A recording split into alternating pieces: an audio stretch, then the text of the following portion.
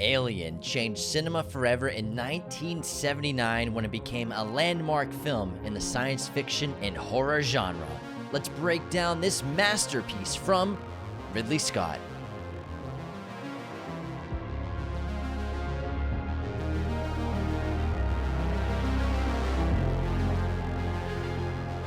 What's up, movie friends? Welcome back to Raiders of the Lost Podcast, the ultimate film and TV podcast. And the day has come.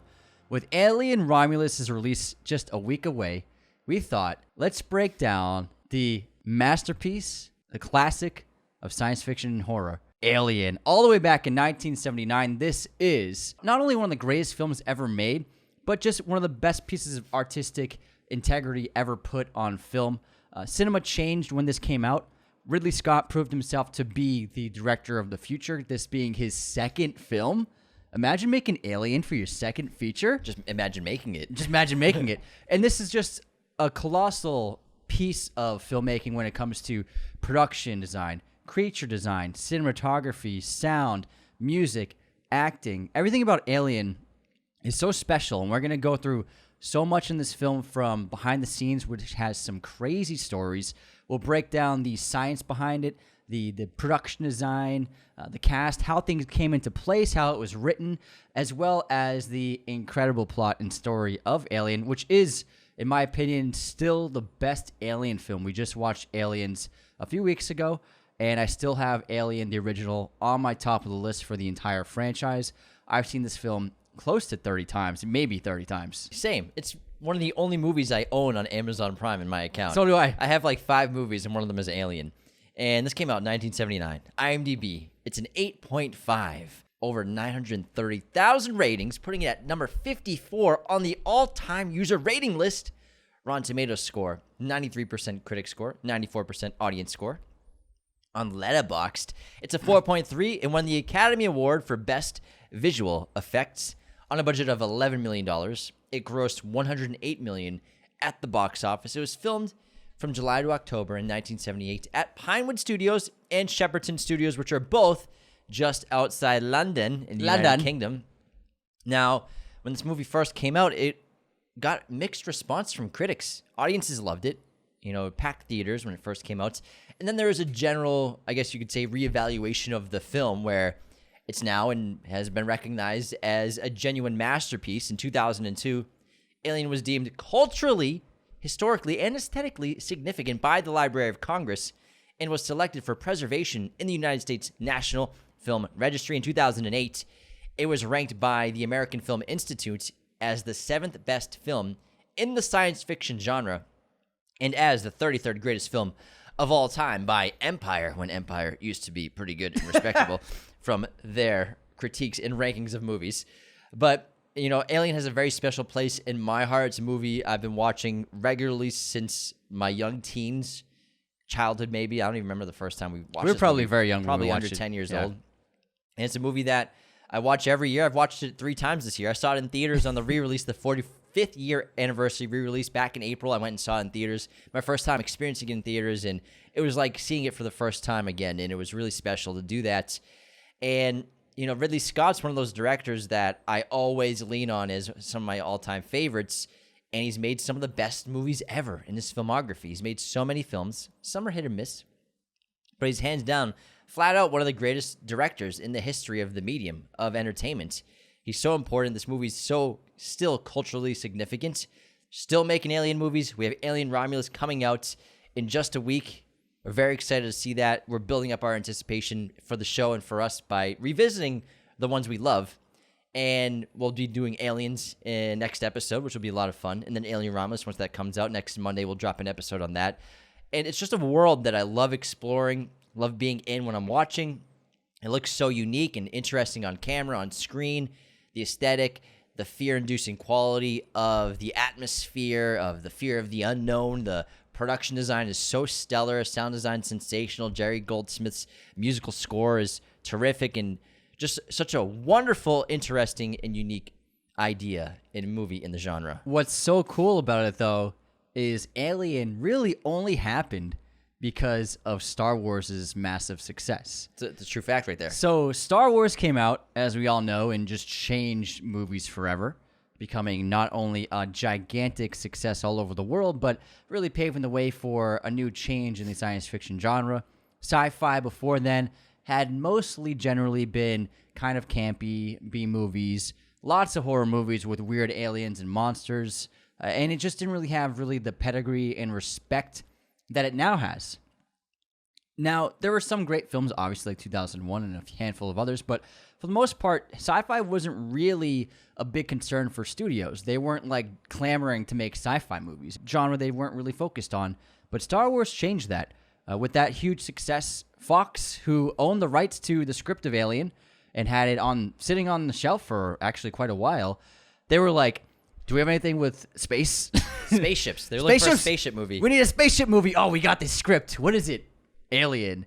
And that's what got Alien made. And what's so amazing about it is that because they got Ridley Scott involved and because the process of the storytelling, which we'll get into in great detail with how the script was written, how the story came about, but Alien was so different from Star Wars in all the right ways. They're both masterpieces, and they both changed the genre of science fiction in different ways. Where Star Wars is fantastical and spectacular and filled with so much fun and entertainment and spectacle and amazing sequences of action and huge bombastic set pieces, Alien is quite the opposite. It's very small. It's 7 cast members, a tiny crew, one location for the most part. It's intimate, it's personal, and it's a hard R. It's brutal, it's gory, it's extremely intense, and it's scary as hell. So it was so smart to just go the opposite route. Ridley Scott had a great vision for this film, and he knew Star Wars was great. I can do something equally as great, but go on the opposite end of the spectrum with filmmaking and tone, crafting something that really was still wholly its own. I'm going to have to disagree with you. I don't find this movie gory at all. You don't think it's that gory? Where's the gore? Chestburster scene? Chestburster scene aside. Brett getting his head blown open by the Xenomorph tongue? Chunks of brain. Right. Chunks of brain. I'll give you gory. I just don't think gory when I think about this movie. Yeah, sure. Because of how he shot it.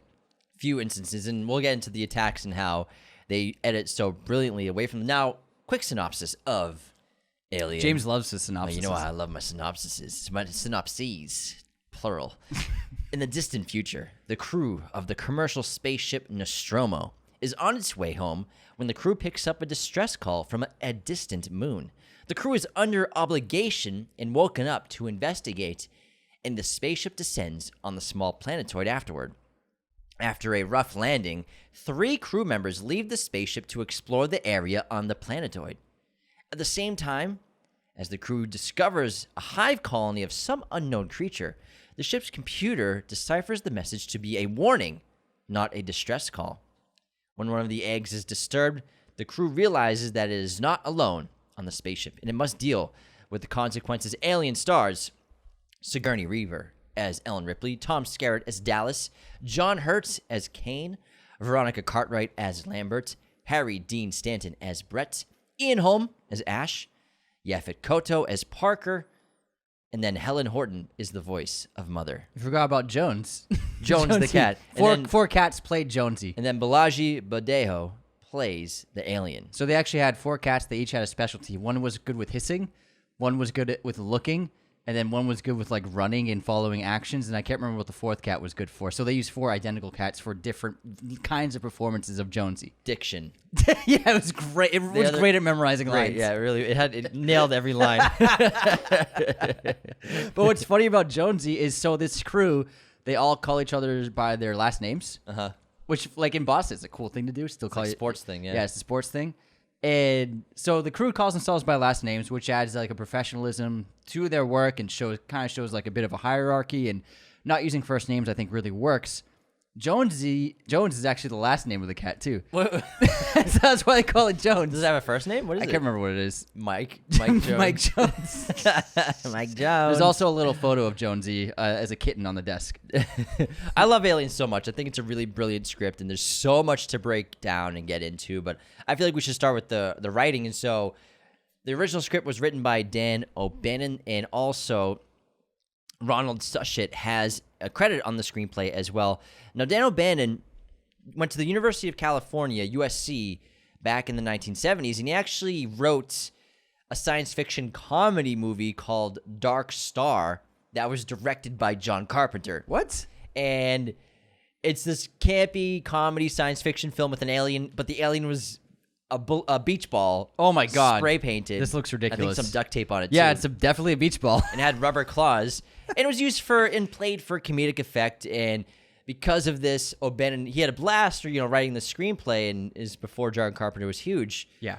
He wanted to make a movie where he had an alien that actually looked real and threatening at the same time. And so a few years later, he started working on a script, and he got inspiration from movies like Star Wars for sure, but then he wrote this movie called Memory, 29 pages of a script that had the opening scene of Alien, with the crew of astronauts waking up from their voyage, interrupted from receiving a signal from a mysterious planetoid.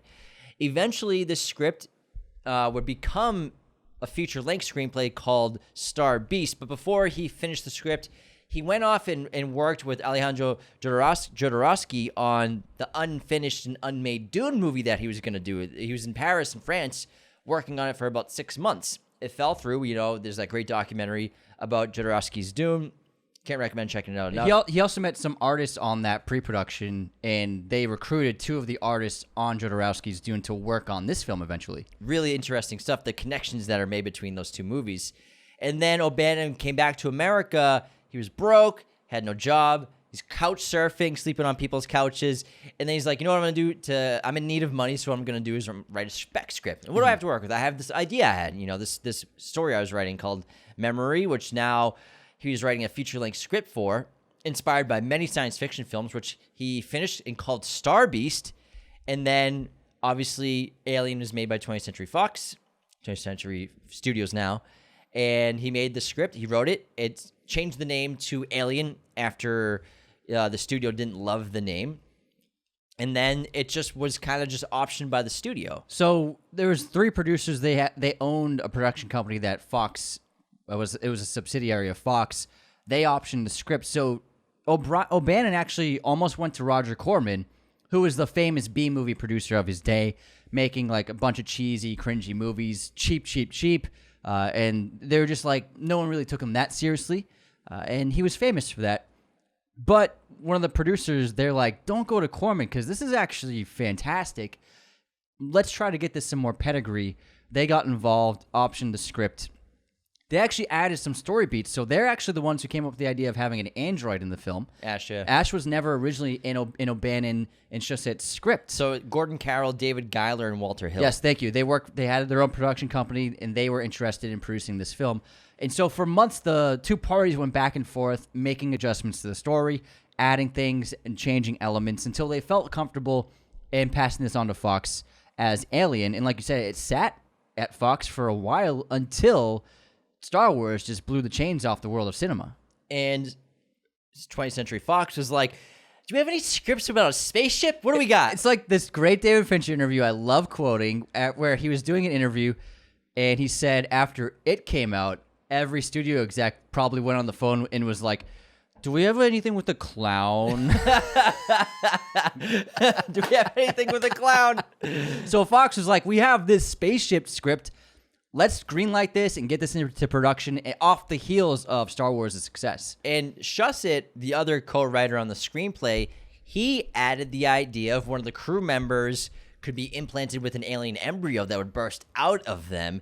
He thought this would be an interesting plot device and a good way for the alien to get aboard the ship. Because you still want to portray your characters as being intelligent, and how do you get the alien on board inside the ship while still maintaining their abilities?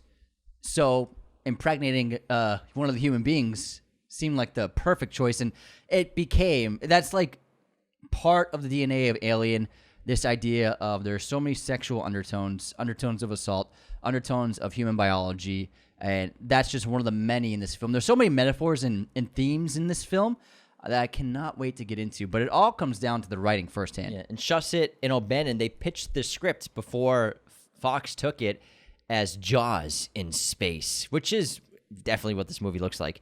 Now, Ridley Scott was essential to getting on board for this film. It was obviously offered to a lot of people. O'Bannon himself wanted to direct the film, but he did not get the job. They pitched it to all kinds of directors like Robert Altman, Jack Clayton, John Borman, Peter Yates.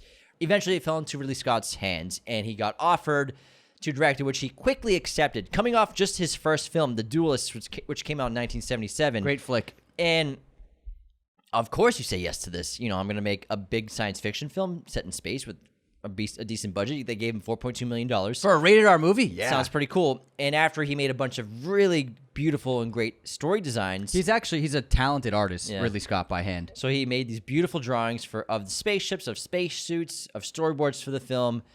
He got the budget doubled to about 8.2, eventually went up to $11 million.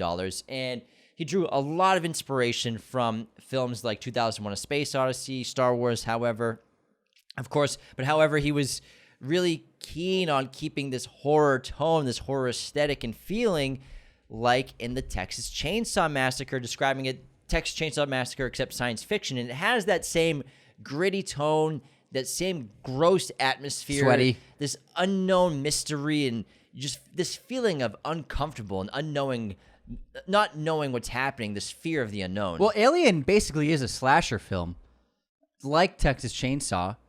However, in this film, your cast is trying to hunt the slasher, which is pretty rare in the genre for the victims to be trying to track down the killer, as opposed to just running away. At first, because they think the slasher is just a little tiny, cute little monster with some teeth. They don't realize it's going to be a 10-foot tall xenomorph at first. But it is basically a slasher film, but it's done brilliantly with a great story. And Ridley Scott, he's really we sing his praises all the time because he's earned it. He's made some of the greatest films of all time. Gladiator, Blade Runner, and Alien. To have that on one person's filmography, are you freaking kidding me? Just to have one of those in your filmography. Are you kidding me? He made those 3 movies plus a bunch of great other ones. It's hard to pick a favorite.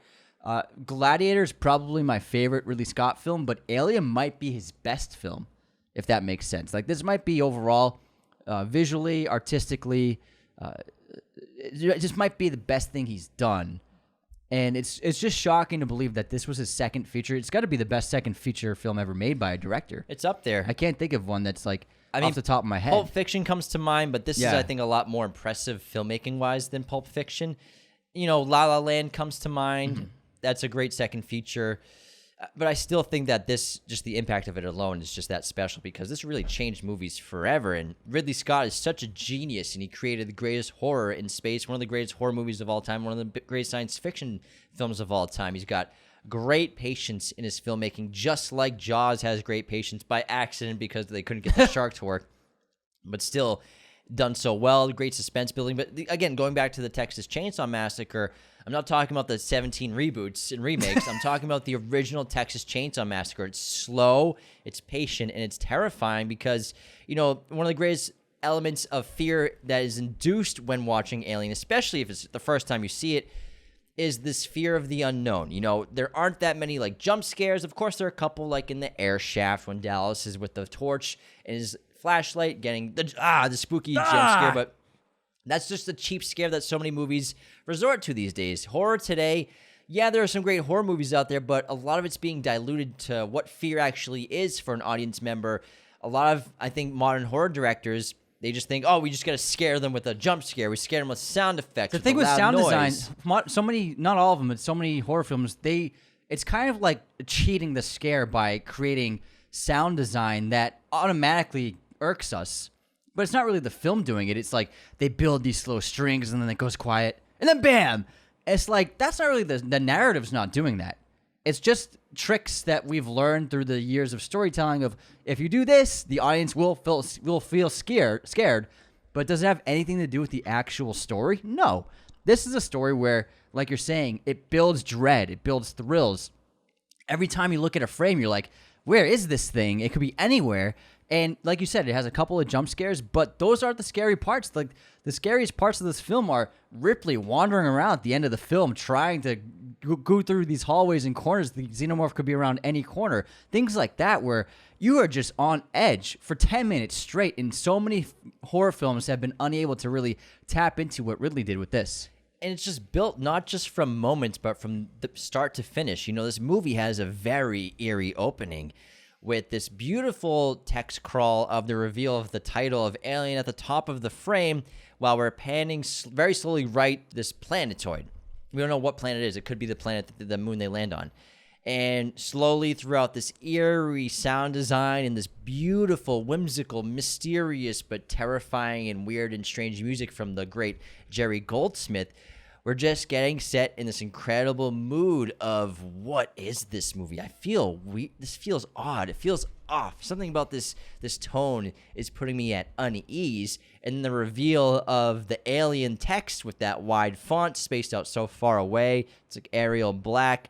But it starts off as sort of these sideways hieroglyphics. You don't know what it's going to say until it says alien. And then this voyeuristic traveling through this spaceship. And we don't see human characters for 8 minutes. There's no dialogue spoken for 8 minutes or something like that in this movie. We're just going off sound design, music, and ambiance of cinematography. And then the sound effects and visuals of the signal coming in reflected on the visors of the helmets. So I think that Ridley Scott wisely, he used the template Star Wars created. So we get the title, although obviously not a text crawl like the iconic Star Wars one. We get the title, and then we get 2 shots of the ship. We get the close-up underneath the ship, and then we get the wide of it. The exact same setup as Star Wars, A New Hope. Starts with text, title, close-up of the ship underneath it moving past camera, and then a wide to see really the size and scale of this thing. They brilliantly mirrored the opening of that film perfectly, although, like you said, the tone is totally off. So much different. And then we get these great wandering voyeuristic camera shots. I like to look at this opening as like maybe it's like Mother's perspective and POV of keeping tabs on the ship. And the Mother wakes them up right after this. But sort of like David and Prometheus wandering the ship. Yeah, exactly like that. Because Mother is such a main integral character to this film that kind of flies under the radar for the most part. But Mother is so integral to what happens conflict-wise. I have a crazy theory later on I want to get into. Crazy theory. Well, first, the trick, William Potter, is not minding that it hurts. Lawrence of Arabia from Prometheus. He's watching. Michael Scott. David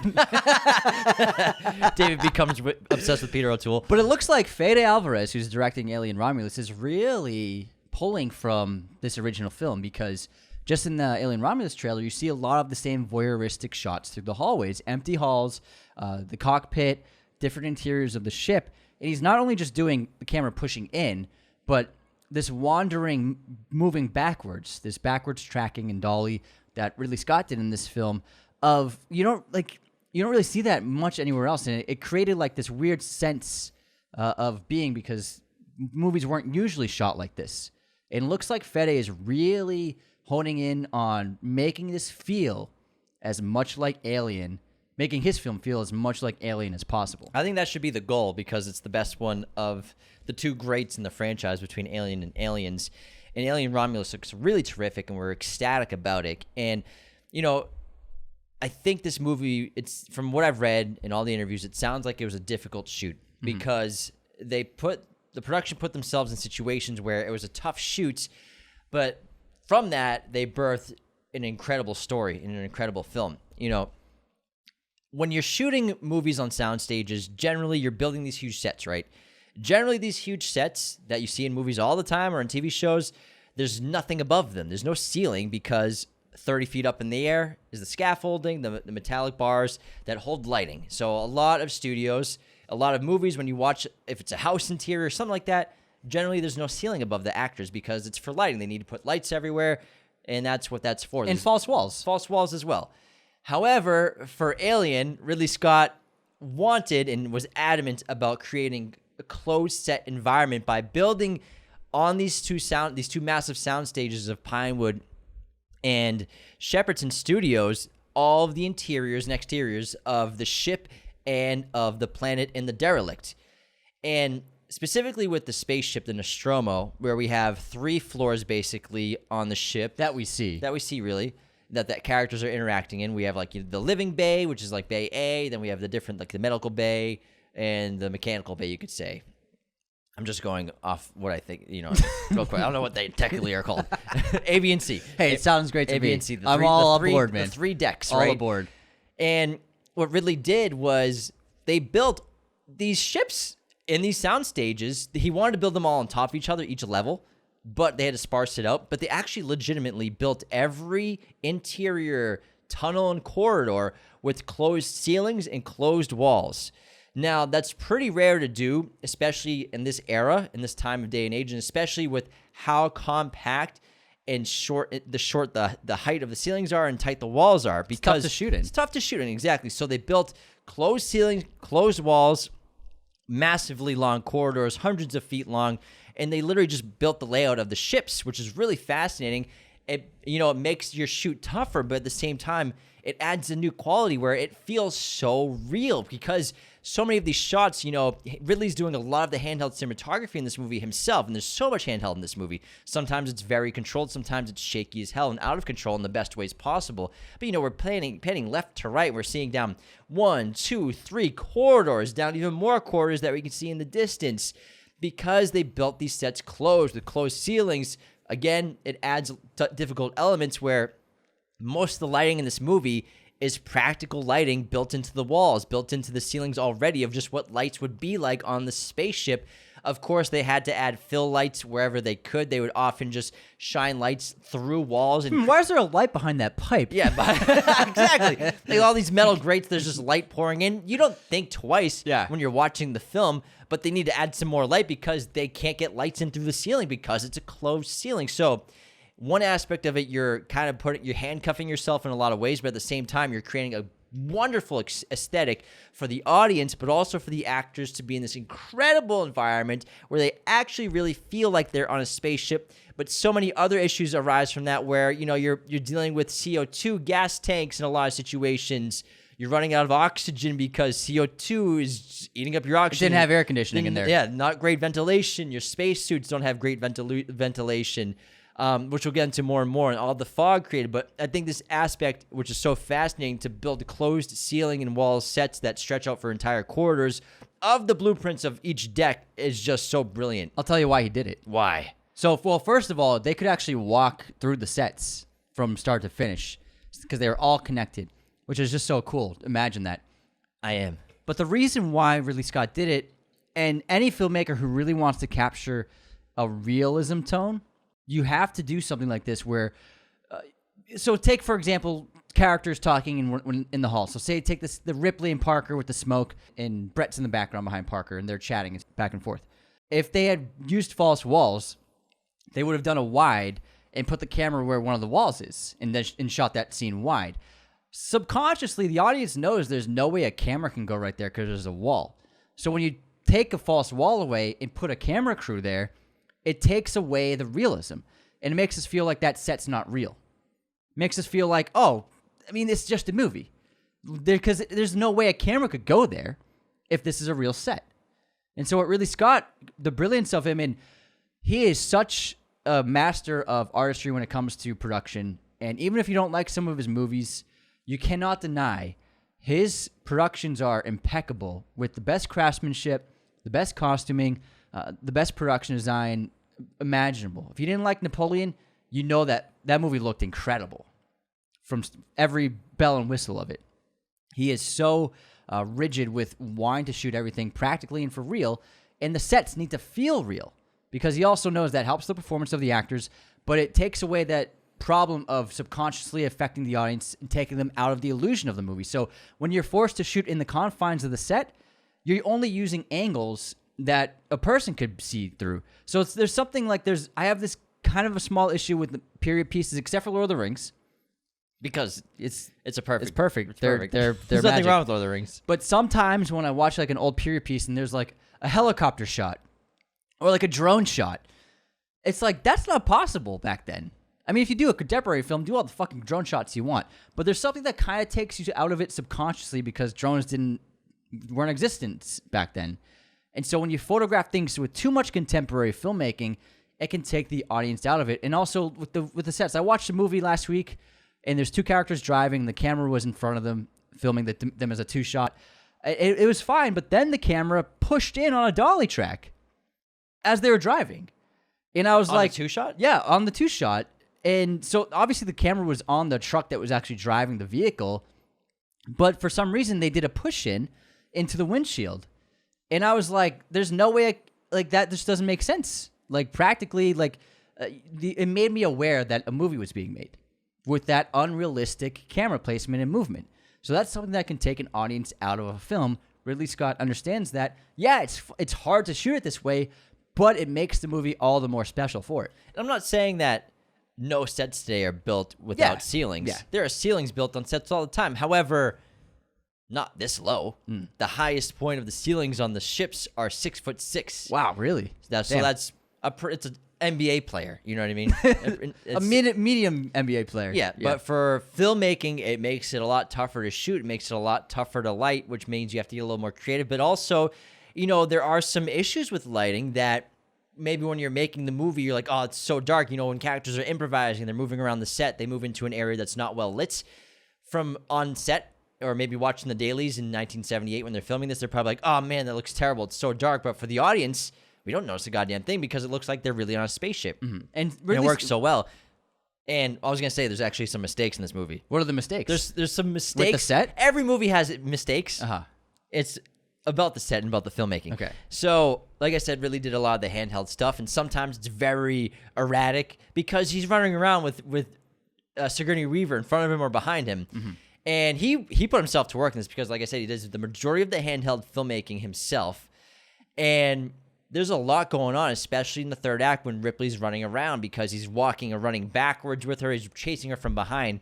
So there's a sequence where she actually bumps into the camera in Alien. What? So Sigourney Weaver bumps into Ridley Scott, who's operating the camera, in a sequence where he's running behind her with the camera. She's running down a hallway. This is when the whole self-destruct sequence is going on, I believe. Or maybe it's after the two Parker and Lambert get attacked. And it's after they split up? Yeah. Gotcha. After they split up. So she's running down a corridor, and she's about to reach a ladder. She stops at the ladder, and she bumps into the camera. And she even looks basically not down lens, but like right above lens at the camera department, probably right at Ridley Scott to say, like, should I keep going? I'm sure he was just like, oh, yeah, keep going, waving his hand, because immediately she turns around and goes back up the ladder. So she actually bumped into the camera, and if you slow it frame by frame, you can see her bumping. I into the thought camera. she was like looking for the Xenomorph. You don't know. You can't tell. Yeah. Because it's an insane moment. Uh-huh. You're not picking up on little details like that. It's like freaking James Cameron's movie, The Abyss. Mm-hmm. You know the big camera mistake in that? No. Where the camera guy wiped the lens with a cloth. Oh yeah, during the scene. Yeah. And the editors who edited that movie, James Cameron himself, no one's ever picked up on it before because your brain isn't focused on stuff like that because it's such an intense moment. So that's a sequence where Sigourney Weaver bumped into Ridley Scott, who's operating the camera, but they went with it, and the audience doesn't know, right? Another cool mistake is another sequence where he's falling behind Sigourney, who's running around during the self-destruct sequence when the lights are flashing. Mm-hmm. So she's entering this sort of intersection of different corridors. It's really dark, but we have the strobing lights from the alarm system. Sure. Self-destruct sequence initiated. And the camera kind of turns left around a corner, and we can see a gaffer waving a big black mat. Because he's actually creating the strobe effect. Oh my God. He's light on, like light off, light on, light off. So he's creating the strobe. They didn't have like a strobe light on set. They just used a guy with a big mat. So you can actually... It's like theater. Yeah, you can't see who it is, but there's a silhouette outline of a human being holding a big mat in front of a light for like half a second. You would never see it if you didn't go frame by frame. Unless you knew it was there and you're looking for it. Exactly. I've seen this film probably 30 times and never even knew that. Me neither, until doing the research for this episode. And so that's another big mistake in this movie, but no one notices. But my favorite mistake I probably wouldn't even consider it a mistake because when they were filming the movie, they were probably like, no one's going to know what that is. Uh-huh. So you can see dolly tracks in this movie during the air shaft sequence when Dallas is going to hunt the Xenomorph. So a dolly track, when you're doing a dolly shot that's a steady push-in or tracking backwards, left or right, you can go in a straight direction or a circle if you want. Like Scorsese does dolly tracks, like in A Color of Money does a big dolly track around the pool table in a circle. So you literally lay down tracks, like train tracks, except for your camera and the wheels. You put your camera rig on the track. See it right now. And you push it with wheels, right? It's a very steady, smooth, controlled camera movement. And In the air shaft, Dallas, he's in this really dark corridor in the air shafts. And so this is a really cool scene because Ridley originally wanted to do this massive, big corridor, this big air shaft, this big sequence. They were, low on budget, so they built a 30-foot tunnel to shoot the air shaft sequence in. It's probably like 4.5 feet tall, however short that Dallas's actor has to crouch throughout the entire sequence. Tom Skerritt's scuffling around in the dark. Oh my God, I see it. It's so dark, right? And all he has for light is a flamethrower and a flashlight, and he's going around in the dark. And so they have 30 feet to work with this hallway, and they built a T intersection at the end so that he could basically turn around with the camera, and you come back the other way. So it looks like a different corridor, but it's the exact same thing. So at 30 feet, use it twice, it looks bigger. It's a great camera trick and a great movie-making trick. And so you can't really see much because it's dark in this air shaft, but he's got his flashlight and he's got his flamethrower. And on the ground, in the air shaft, is the track from the dolly. The dolly track is visible on the floor in the air shaft in Alien, but no one's ever picked up on it. It's because tubing of a dolly track. It blends in with the environment, with the production design and aesthetic of the Nostromo interiors, the hallways, the air shaft, whatever. It all looks so...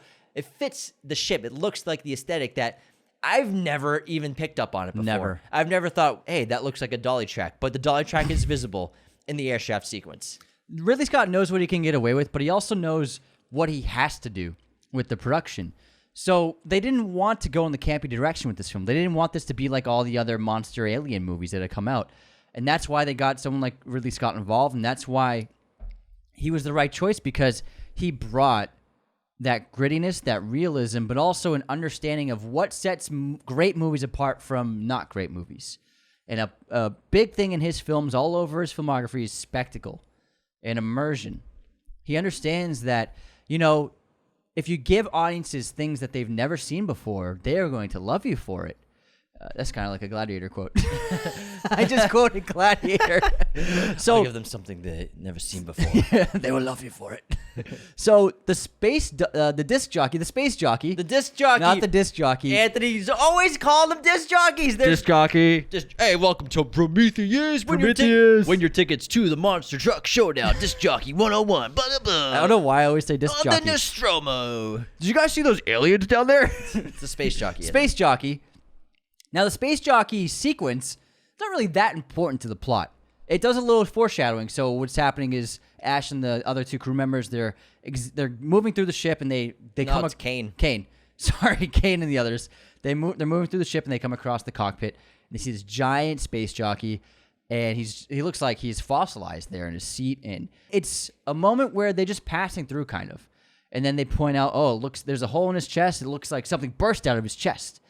Foreshadowing what we're going to see in the film, kind of giving the audience a bit of the rules going forward, but it's just a little sprinkle. And then he goes into, and he finds the eggs. This sequence, plot narratively, doesn't really do much, and Fox actually didn't want to include it because it was so expensive. It cost a lot of money to build this set. Like we've been saying, all these sets were built for real. Nothing was done for fake. Everything is tangible. It's very expensive to film this, to create this set, for 45 seconds of screen time that narratively doesn't do much to propel anything forward. So the studio was studioing. They're like, we don't want this. Like, it's a waste of money. Ridley Scott fought for it. Now, what this sequence does, it's for spectacle. It's to give the audience something special, something to marvel at. I remember as a kid, this image of the space jockey in this huge room, it stuck with me. And whenever I thought of Alien, that was one of the things I thought of. I thought, wow, the mystery behind this, like, what is this? And he knows that you have to give the audience incredible imagery to look at and powerful ideas to think about. And that's what makes them love films. That's what makes them come back to films. And that's what creates legacy for films. I mean, before social media was huge and when the internet was young, fans of this film, they would theorize about, like the pre-Reddit days, they would theorize about what's the space jockey? What's the meaning behind it? Who was it? Jeeves. Ask Jeeves. What is the space jockey? I'll tell you, sir. Terrible answers every time. Yeah, don't trust Ask Terrible Jeeves. search There's a reason why he left his job and he's no longer a search engine.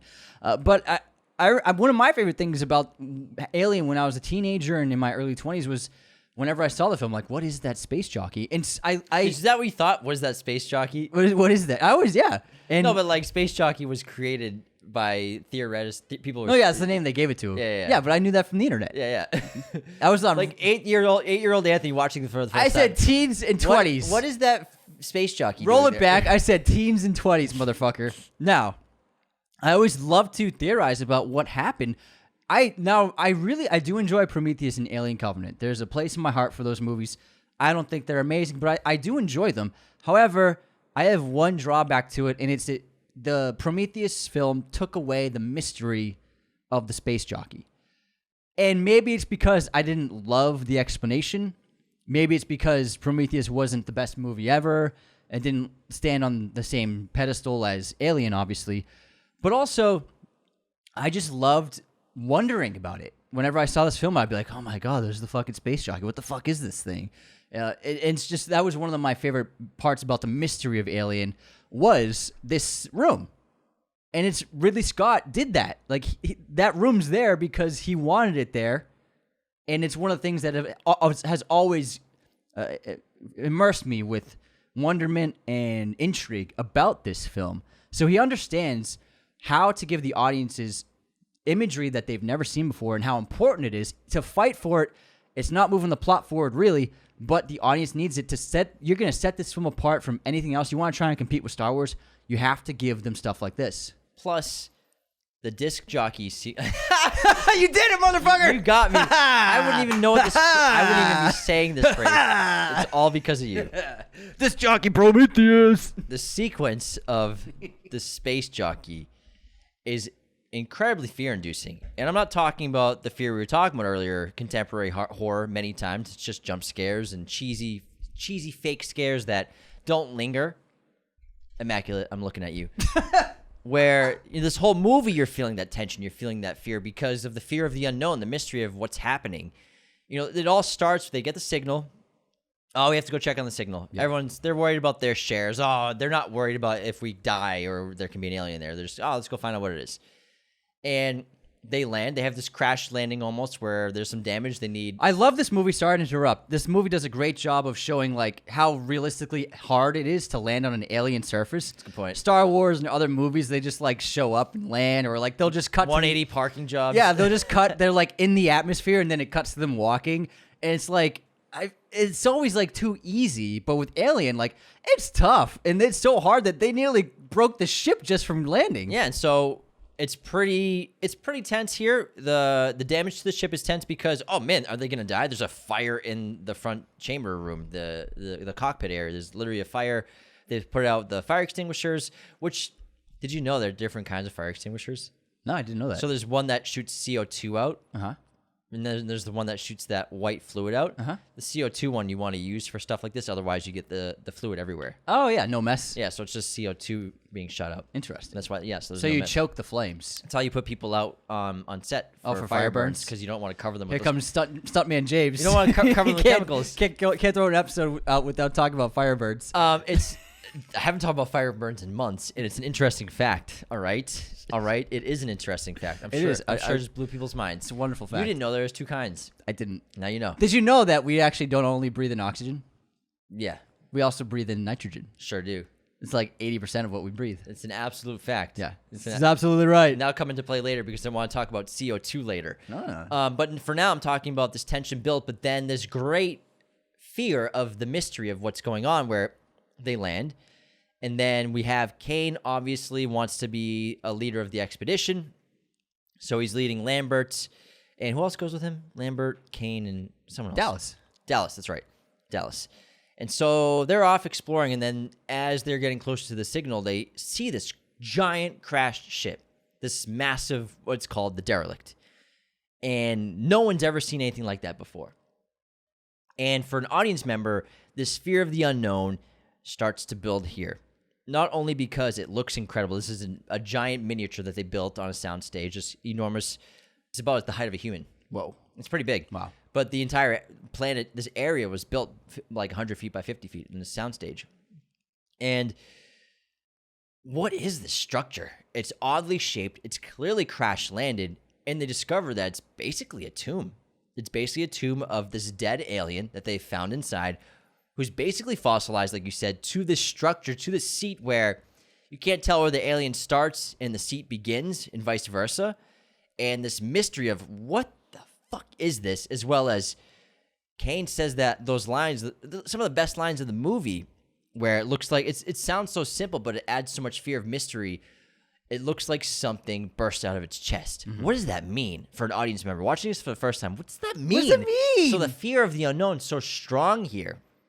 And then it leads to, obviously, the chamber with the eggs, which is a terrifying sequence of itself. But I think one of the greatest strengths to the fear-inducing quality of Alien is that fear of mystery and fear of the unknown. What's so cool about the opening as well is they structured the opening to make it feel like Kane is the lead actor. It's really not until the later half of the second act that Ripley takes over after Dallas gets taken out. Then Ripley really becomes the lead. But the first 20 minutes or so, you think that on your first watch, and this is like, I mean, if you watch this, I'm talking you watched it when it came out, because we all know Ellen Ripley. Even if you haven't seen the film, you know she's the lead of Alien. She's on the posters. We all know that now. But especially if this came out and you watched it in theaters, because the poster was just the egg. She didn't really know who the lead of the movie was. Just their teaser trailer was just very minimal, and an amazing teaser that didn't give anything away. And Tom Skerritt's first build, I believe. Tom Skerritt's the first one billed because he had the biggest career at this time. But John Hurt's Kane, now think about this. He's the first person that wakes up from cryogenic sleep. Yeah. He's the first one that sits up, right? And then everybody wakes up. They're all eating their first meal. It's like an ensemble, but he's really the first one the audience has made a connection to because he sat up. And then what happens? The distress call. They're like, oh, what are we going to do? Let's go investigate it. He's the one who's like you said, leading the outdoor exploration. He's the one who really is excited to go out there. And he's like leading the charge through the ship. He's the one who finds the egg chamber. He's the one who finds the first egg. So for the audience, it's kind of like Psycho with Janet Leigh, where Ridley Scott and his writers, they took out John Hurt first, but they made it seem like he was going to be the lead of this movie. So I think that added so much surprise where they were setting it up like he was going to be the protagonist, and then he's the first one gone, which I think is so brilliant. It subverted the expectations of the audience the first time they watched it. That's an interesting way to look at it. I never really looked at it. Yeah, think about it. He gets so much screen time and so much to do in that first 15 minutes. I would say that he doesn't really... does he really get close-ups, though, in the beginning when he's not in the suit?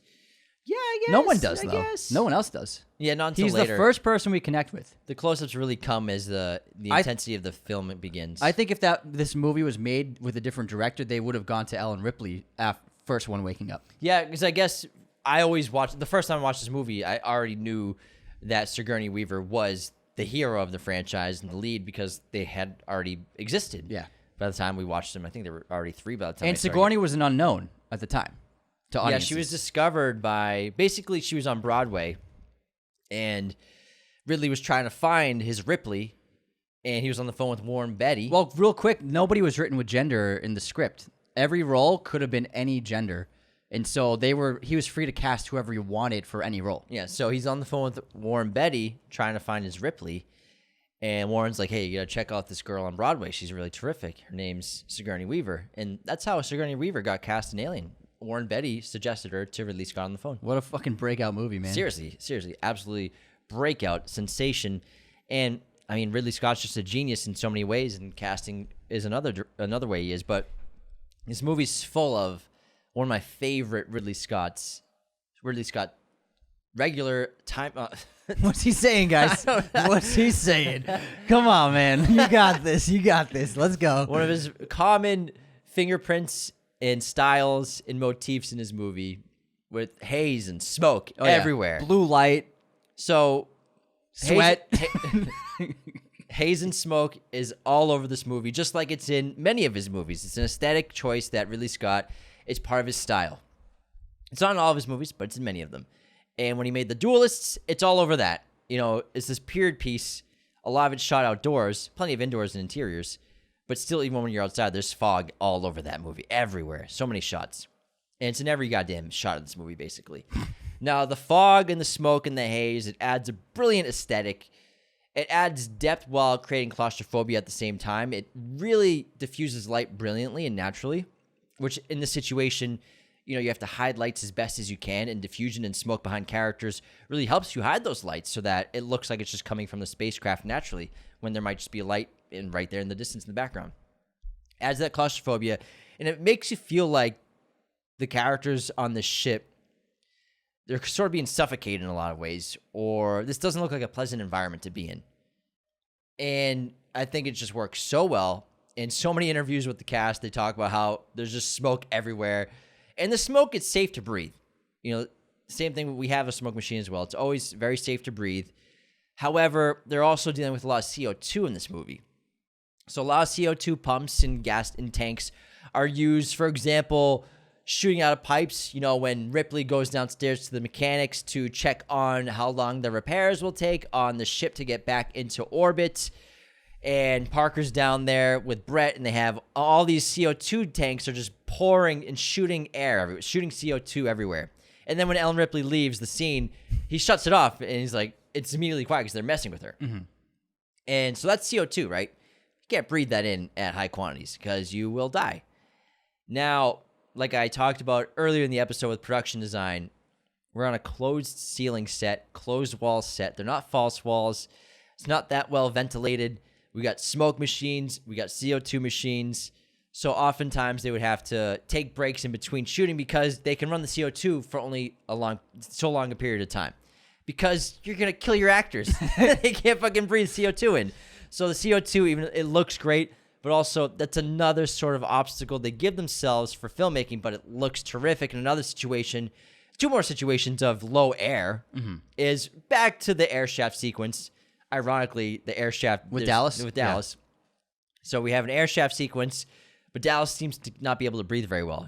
Every time I've watched this movie, I thought it's just because it's an intense situation. He's terrified, hyperventilating, he's exhausted, breathing heavy, going down this corridor. I'm chasing a giant alien that's gonna kill me at any second. I've always been like, oh, it's great acting, great performance. It sounds great. He's heaving and breathing like this, and then I learned that he can't really breathe that well because he's got the closed ceilings, closed environments, closed walls, poor ventilation, him and Cameron apartments.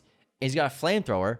Flamethrower is just eating up all the oxygen in the tunnel. So he's breathing heavily because he can barely breathe. Not to mention the spacesuits originally designed without any ventilation at all and no oxygen tanks. So whether it's the actors in the spacesuits almost passing out from low oxygen and nurses having to be on standby with oxygen tanks because they didn't build in oxygen tanks into the suits.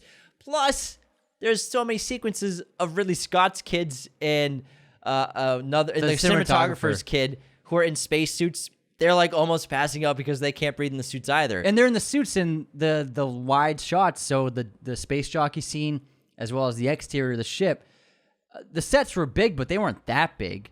So Ridley Scott wisely was like, what if we put children in the scenes to make the sets look bigger? So it's actually their children, or they made small suits for them to walk through these scenes in these sets.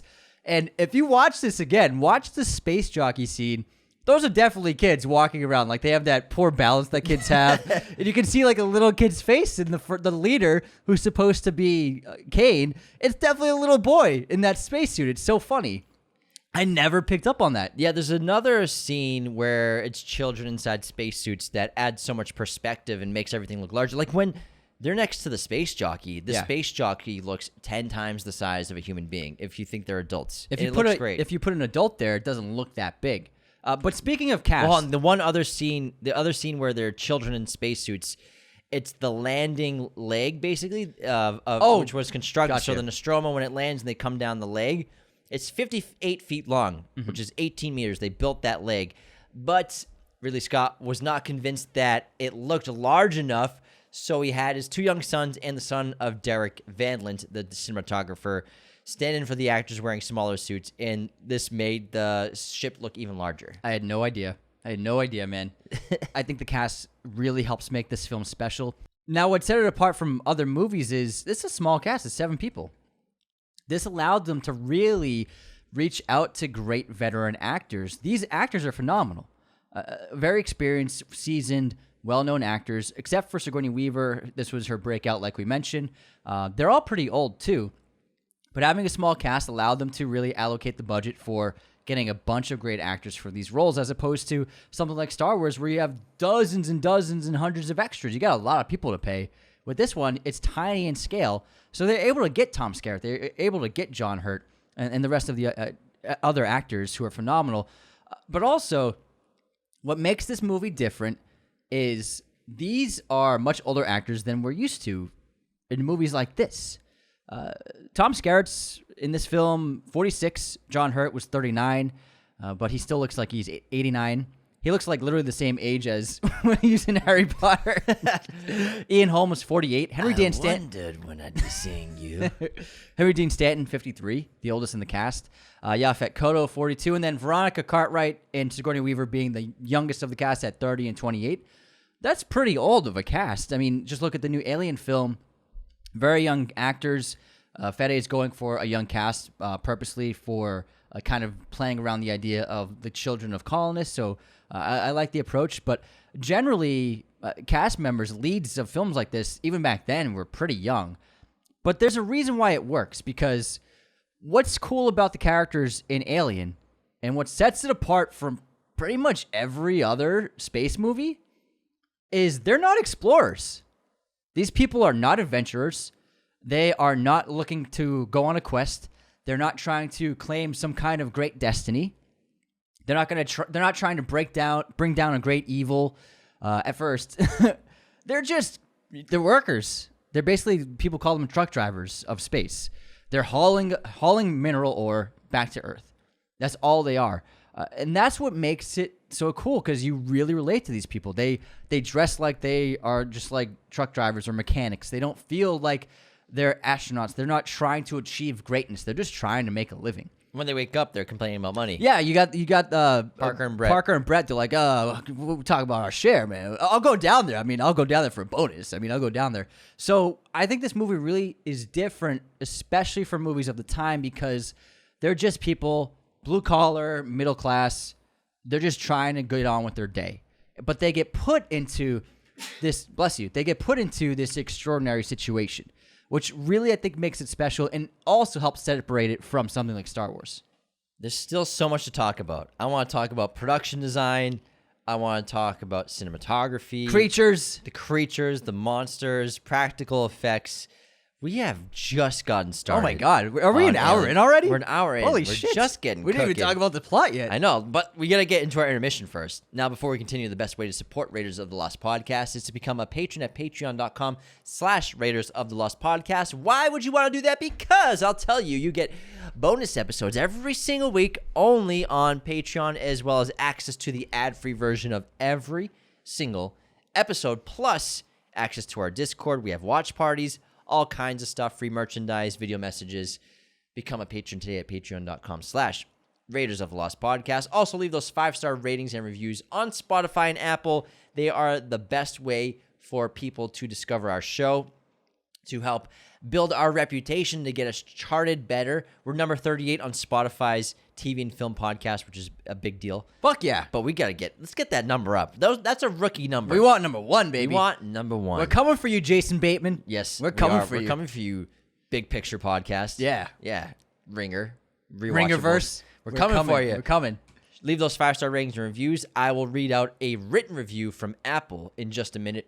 At 5,000 Apple ratings, I'll be getting a tattoo of Anthony's choice. We're at almost 3,000 on Spotify, which is incredible. Amazing. Another great way to support the show, just share us with your family and friends. Anyone you know who loves cinema, who loves Alien franchise, send them this episode. Word of mouth is the best way for a podcast to grow organically. This episode, of course, like always, is sponsored by our great friends at movieposters.com, the number one place to get your posters online today.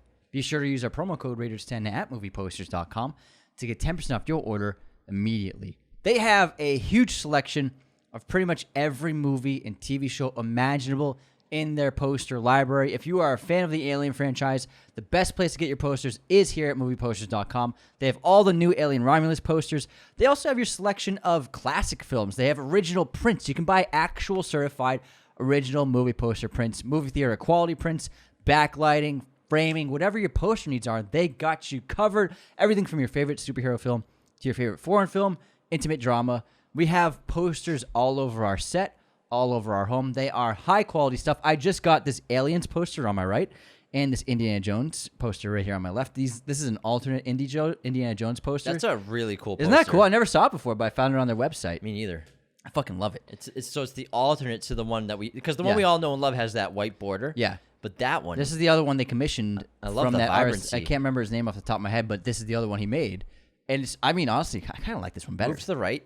Yeah, I want to see it better. Yeah, it looks so good. It looks great. I love these posters. James loves these posters. It's the best place to get your movie posters. So go to movieposters.com and use our promo code Raiders10 right now to get 10% off your order immediately. Okay, you ready for the intermission? Ready. Movie quote time, everybody. Okay, it's 2 characters. All right. You sick fucks have seen too many movies. Don't blame the movies. The movies don't create psychos. Movies make psychos more creative. Jamie Kennedy and Scream. No. Oh, it's what's his name? I'm getting a little woozy here, Billy. What's his name? Fucking. Oh, what is his name? Shaggy. Is it Shaggy? Yeah. Actually, or is it Ulrich's character? You found the quote. You tell me, man. I just said the movie. Is it Billy? I think it's Billy. I think it's Billy. Yeah. Stu, right? Stu. Stu Maker. Yeah. Stu. Okay. Who says the line? I think it's Billy. I think it might be Billy. I think too. it's Billy too. Because Sydney says you sick fucks have seen too many yeah, movies. that's what it's definitely Billy. Yeah, it's definitely Billy. Thanks for doing your research on the quote of the trivia question. I was not told I had to. I was not told I had to provide characters as well, motherfucker. Hey, I've never seen you stutter like that. stop it. Stop. All right, here's my quote. June 29th. I gotta get in shape. Too much sitting has ruined my body. Too much abuse has gone on for too long. From now on, there will be 50 push-ups each morning, 50 pull-ups. There will be no more pills, no more bad food, no more destroyers of my body. From now on, will be total organization. Every muscle must be tight. I gotta get organized. I gotta get organized. What's that he eats? He eats sugar and Milk? bread? Yeah, something like that. Something So he crazy. makes it terrible. Like he says, it's like no more all- bad food, and he only eats bad food. It's like all glucose. No, it's before the training sequence. This is Uber driver, of Yeah. course. Yeah, Uber driver. Taxi Uber driver. X. Taxi driver. Nice. I always wanted. Whenever he put his hand over the stove, like when I was a kid, I was like, "Oh my god, that was so cool." Have you ever done it? Yeah, I tried it, and it was tough. I put it It's away. hot. Yeah, it's hot. very hot. Very hot. Don't do it. Don't try it. Don't try it at home. Hey, guess this movie released here, Anthony. Yes. The Cable Guy. Cable Guy, 1996. Correctamundo. Oh yeah. Nice job. Classic. It is classic. What year did Once Upon a Time in the West come out? 1982. The smile. No. Way off. Came out way before Alien. 1968. 68. Ah, I was just about to say it. Yeah, right. Sorry. Sorry. You So you got it right. You got it right. You were going to say it, I right? was going to say it. Okay. I believe you. All right, Anthony, guess this pop quiz answer. Who directed Swingers? Doug Liman, baby. He knows his stuff, 3 guys. for 3. Well, I kind of got the first one right a little. I got the movie right. No, you got it right. Okay, cool. That's a correct answer. Thank you. Yeah, Doug Liman. He made Go, and then he made Swingers. just some money. Some money, baby. All right. This is a good one. Ready? Tom Skerritt plays a scientist in what other famous sci-fi film? The Abyss? No. Nope. Yeah. It's not a James Cameron movie. That was my next question. Yeah, I heard the J. This Century? No. No. Is he old in it? Does he have like white hair? It's got grayish hair. Grayish hair. It's not old, but it's got grayish hair. Science fiction? Science fiction. He plays a scientist? He plays a scientist. I'm not sure exactly what specific kind of scientist, but he's a scientist. Of some Top kind. Gun? No. I'm just kidding. Top Gun's not sci-fi. But he's in Top Gun. I don't know. He's in Contact. Oh my god. So he's the rival scientist who kind of pushes out Jodie Foster's character to get in the first ship. He's a dick. And then we don't want to spoil what happens to him in this film. But if you haven't seen Contact, watch it. Great fake nice guy. He's a great fake knight. He plays like that bullshitter so well in it. He does. Like an asshole who like everyone loves. All right, Anthony. Do you have any unsubscribes? Oh, yeah, we do. We got some good Any ones haters? this week. Some stuff. These crack me up. We got such funny fans. All right, first up, John Modello in Disaster Movies episode. Perfect storm, not a true story. As a man who lives in Gloucester, I might have to unsubscribe. I don't know why I didn't think it was real. Told you, man. Remember how much you doubted me? I doubted you, yeah. You did. You're like, there's no way it's real. I'm like, bitch. All right, don't go into that good night. That's great. And it's he has the black hole for the profile photo. Interstellar. This is on we made a post about being the 38th ranked podcast on Spotify on Film and TV. Congratulations. Thank you. And they wrote, unsubscribe from those other 37 podcasts, winky face emoji. The Balt wrote on Movie News, Zuckerberg looks like discount Dave Portnoy now. I keep expecting him to start rating pizzas. Also, I'm not a human, I'm an AI, and I've just turned unsubscribed. Alice 10-1, Trap blows dogs for quarters, unsubscribed. Wait, what? Trap blows dogs for quarters. Interesting idiom. I think I know what he means. Us. Can you explain that to me? I think I understand it. Maybe Us isn't a fan of Trap. I think so. Doesn't sound like they are. I'm not sure. All right, next up we got Blow Wow. On our yippee-yay. On our number 38 ranking.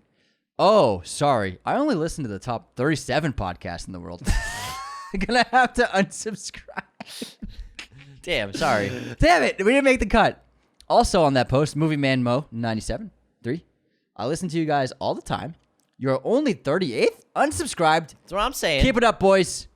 That's what I'm saying. Also, Anthony Ramos liked our Twisters video on the gram. Thanks, Anthony Which is Ramos. pretty cool. Come on the show sometime. He's a huge fan of us. You're great. He just won't leave us alone in the DMs. And then that's it for our unsubscribes.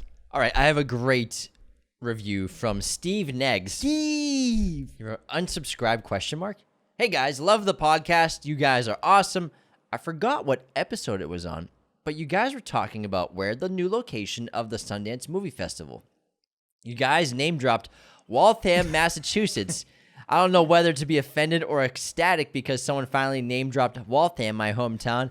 I'm not gonna unsubscribe. Maybe. Just kidding. We're from Waltham. That's why I mentioned it, because we're from Waltham. Steve. Steve. Where we're from, man. We grew up in Waltham. Moody Street, baby. Moody Street, Main Street, Chateau. in a pickle. We played baseball at Nipamar Park. Nipamar Park. Nipamar guy. Oh, man. Yeah, Leary Field, Lakefield. Trapello Road. Yeah, just name Trapello streets. Road. We're just naming streets. Lexington Street. Lexington. Main Street. Lexington Street Main traffic. streets everywhere, though. Yeah. Everyone has a main street. The Watch Factory. Waltham is the watch city because it's the first place in America where a watch factory was built. First place in the world. In the world, yeah. First ever watch factory. First ever. Yes. It's awesome. Waltham's great. Nice to see we have a... Now it's an apartment complex. Yeah, it's apartments now. It's pretty cool apartments, though. Right on the Charles. And the Fucking Charles guy. Anthony, do you have a streaming recommendation? World War Z was just put on Netflix. And I'm going to watch it tonight because I fucking love that movie. I think it's just an awesome, flat-out zombie movie. One of the best. Maybe we should do an episode on it soon. Great idea. Dude, yes. I'll watch it tonight. We'll do it after Aliens. Nice. So Aliens, World War Z, then Alien Romulus. Whew, How's for a that couple sound? of weeks. Oh, straight fire, man. It's a good couple of weeks. Gotta cool down. Gonna be eating Yeah. good. Eating good, man. Gonna have to go on a diet after that. All right. My streaming recommendation is Roma from Alfonso Cuarón, which is on Netflix as well. Amazing film. Probably the best one Netflix ever come out with. Yeah. It's up there. Probably the best one. I would say so. It's a masterpiece. Really brilliant. All right, let's get back into our episode on Alien. And I'd love to talk about creature design and designs in general. So I can't believe we haven't gotten into this yet. me neither. It's great. Obviously, we have iconic creature designs, but there are incredible artists behind the designs of our aliens. Aliens. How about you tell them about them? Why don't you tell us about it? Don't you have a good thing written down somewhere? All right. Well, first of all, Oh, yeah. Hold on. Yeah. no. You don't want me to? No, go for it. No. You go ahead. You told me that. You said before the episode, you said, hey, motherfucker, when we talk about the designs, I want to talk about... Keep your mouth shut. I want to talk about It's mine. Giger. It's mine. H.R. Giger. H.R. Giger. Now, H.R. Giger was an artist, and he created a lot of great, interesting artwork. His stuff was very disturbing and disorienting and pushing the boundaries of, like, what art was It also was very sexual with undertones of phalluses and vaginas being used as imagery in strange science fiction-esque body parts.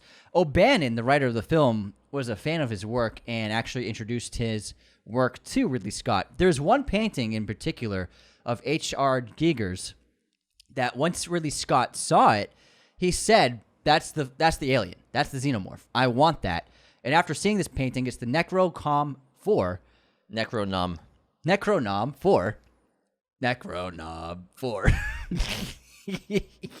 After Scott saw this, he actually flew out to Zurich to meet with Giger and recruited him for the film.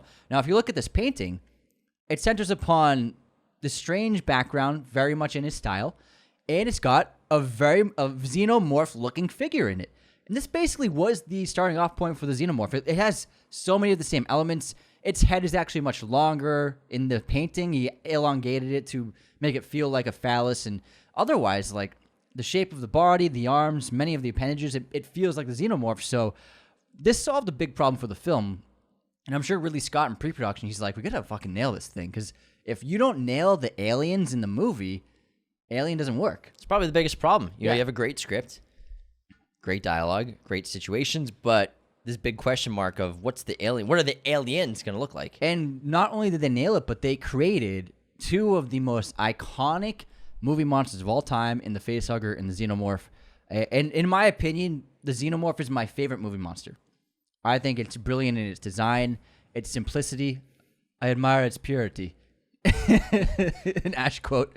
And it's just so fucking badass and brilliant, and I love everything about it. It's my favorite movie monster, even on top of Jaws. I think that the entire team, Giger was obviously not the only person who worked on this, but he and the rest of the team just created incredible imagery with these movie monsters. So once Ridley Scott met with him in Zurich, he basically asked him to help design the entire film. And so a lot of the alien biology, the sets, the walls, everything about the alien world was mostly designed and thought and dreamt up by Giger, hence all of that weird imagery. And I just think it's unbelievable. And he also uses human body parts in many of his designs. And in this film, you get lots of human body parts that are used as basically starting off points for many things in the film. So think about the derelict, the crashed ship. It looks like a rib bone or like a wishbone, kind of, don't you think? And then also... No, I don't think so. Yeah, you do. Shut up, motherfucker. The interior... Don't you think? Rhetorical question. Hey, I'm just trying to be upbeat, man. All right, that was pretty fake. I'm just so... No, honestly, I just get so excited. When we love a movie, it's really fun to talk about it. Yeah. The interior of the ship, the walls, it's like this elongated rib cage that never ends. So we use rib cages as inspiration for the designs of the interiors, as well as the Xenomorph head. Like I said, it has the shape of a phallus, and also its tongue with its second mouth. It's like a phallus. It has to basically insert itself into an enemy. It breaks through Brett's head. It's used as a weapon, but it has annotations of a phallus, as well as the you could say the sexual organ of the Facehugger, which implants the egg inside of Kane's throat. That is very much like a phallus. The Facehugger itself has the shape of a human hand. Those long fingers with the big knuckles.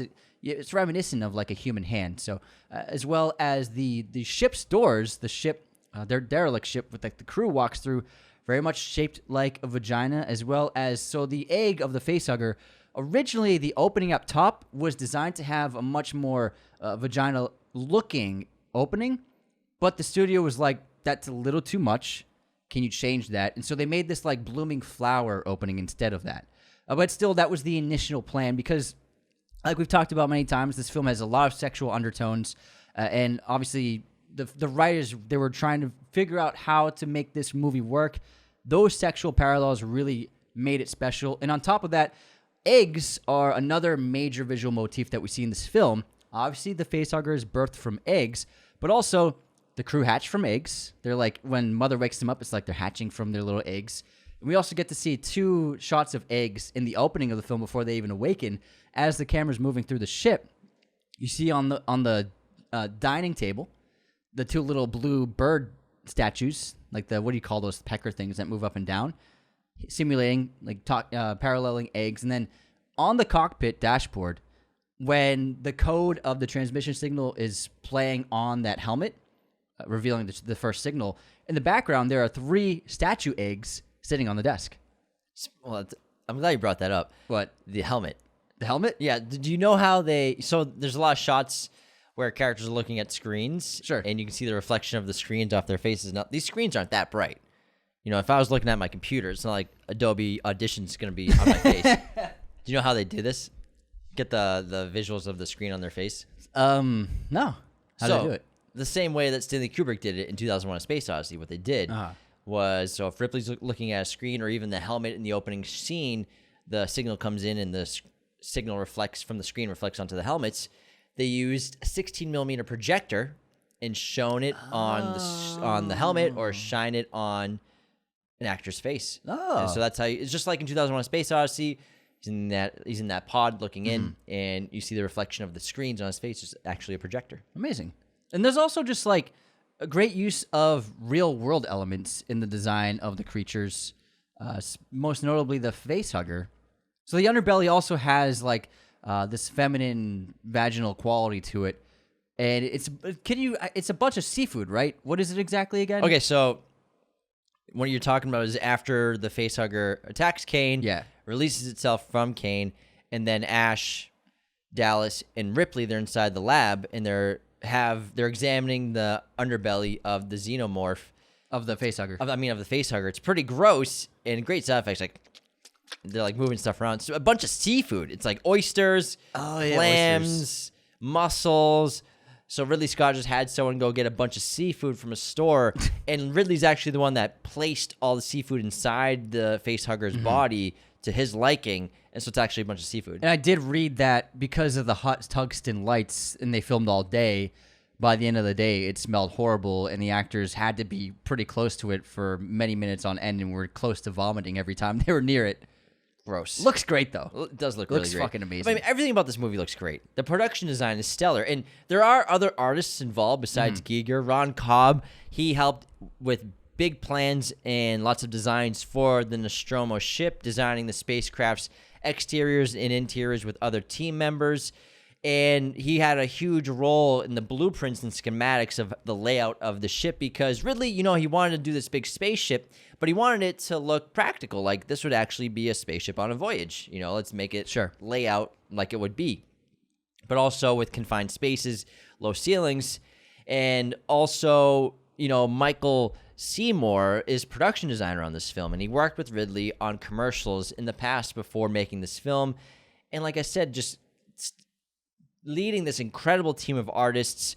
Over 200 people were on production, craftspeople and technicians who constructed the 3 principal sets. We have the surface of the alien planetoid, the interiors of the Nostromo, and the derelict spacecraft itself. Those are the 3 main big sets of the movie. Art director Les Dilley created 1/24th scale miniatures of the planetoid surface and derelict spacecraft on Giger's designs, then made molds and casts and scaled them up as diagrams for the wood and fiberglass forms of the set. Tons of sand, plaster, fiberglass, rock, and gravel were shipped into the studio to sculpt a desert landscape for the planetoid surface, which the actors would walk across wearing spacesuit costumes. So they actually built this massive planetoid set, the surface of it, with the derelict miniature version. But they actually built these sets combined with great filmmaking. And also, one of my favorite tricks for visuals was when Kane, Dallas, and Lambert, they leave the Nostromo to go explore, to find the signal. They have camera feeds, they have video feeds, and Ash is watching their video feed, right? Yeah.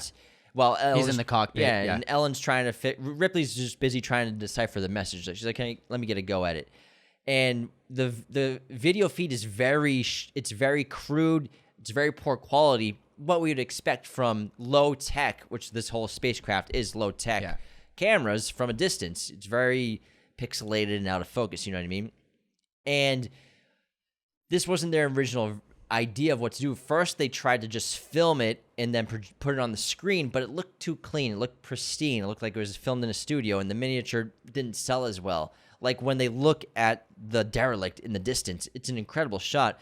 So what they did was they filmed it, and then they put it on a TV screen, and then they filmed the TV screen. And that's the video feed that Ash in the audience that we're watching of the derelict in the distance and the characters going through the derelict is a camera filming a TV screen. See, I prefer that, and it looks great because it shows the lo-fi quality of it, but also so many times you watch a movie or TV show and there's a character looking at a screen, whether it be TV or a phone or whatever, and it's clearly CGI'd in, but they always forget to put glare on it.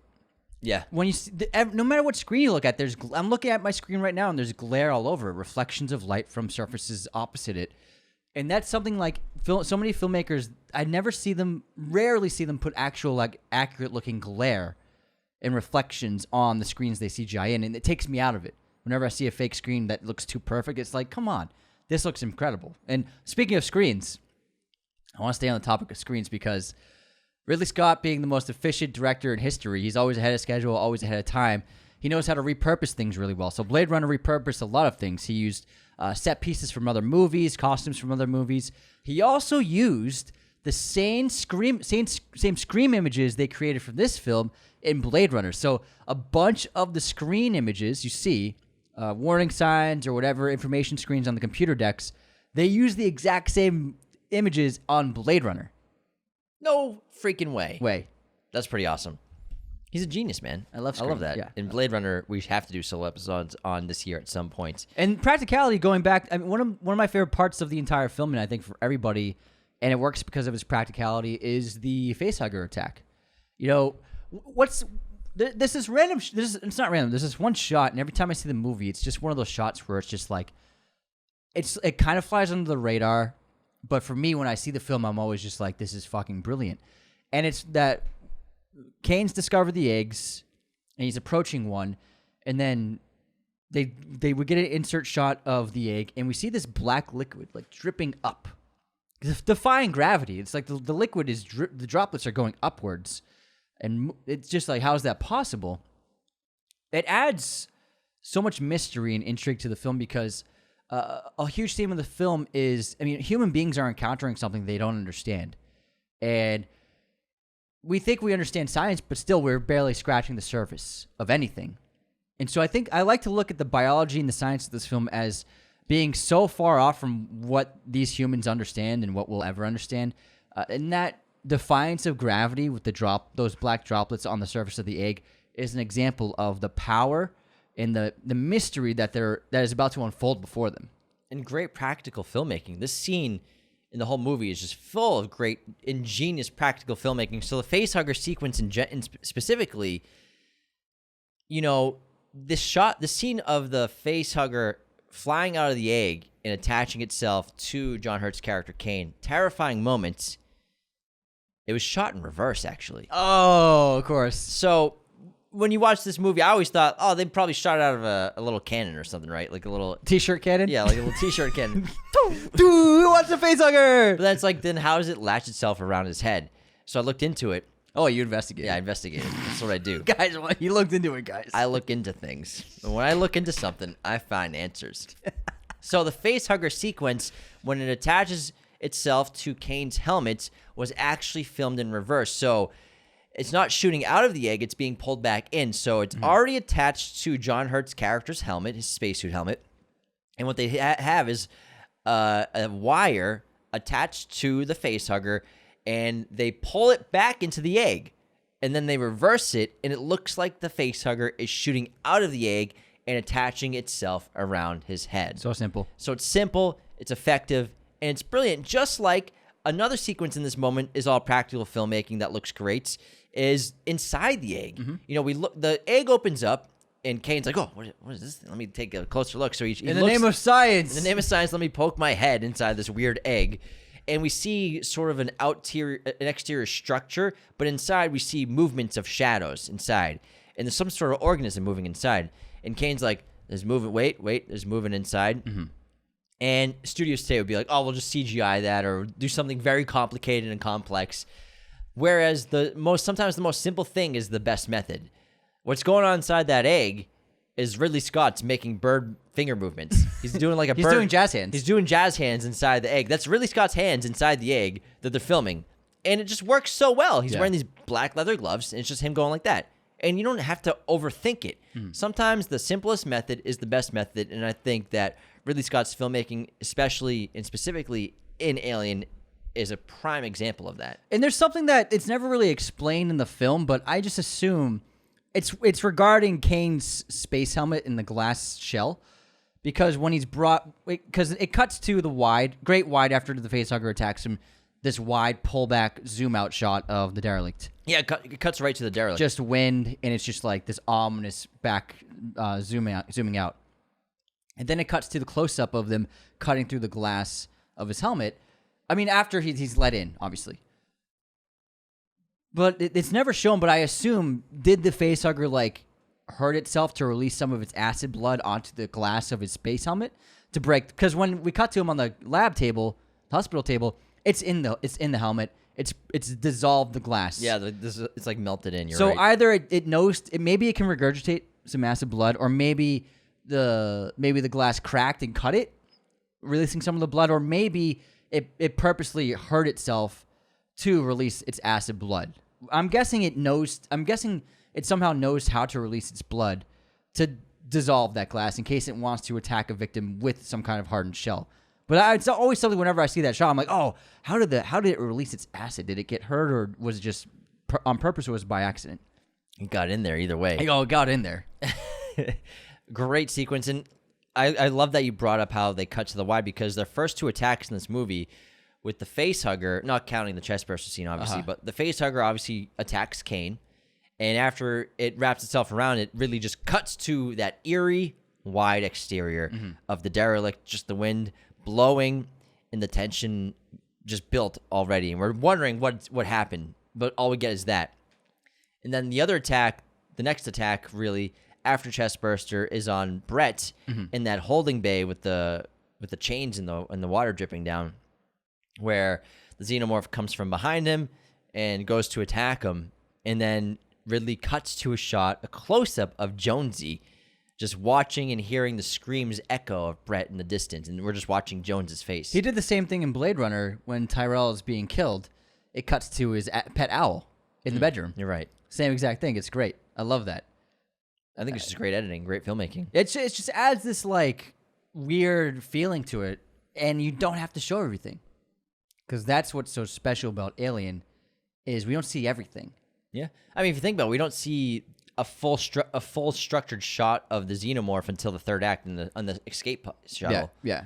Really, we see him standing up here and there, but to see like head to toe shot, third act. Now, speaking of Xenomorph attacks, which you just mentioned, the Brett attack, there's actually an amazing edit that Ridley Scott and his editor pulled in this movie of using a shot from Brett's attack later in the film. So, it's an iconic image of the film, one of many, when Lambert's being attacked by the Xenomorph. So it's approaching her. Later in the film, Parker is like, get out of the way. And then he attacks the Xenomorph and it kills him.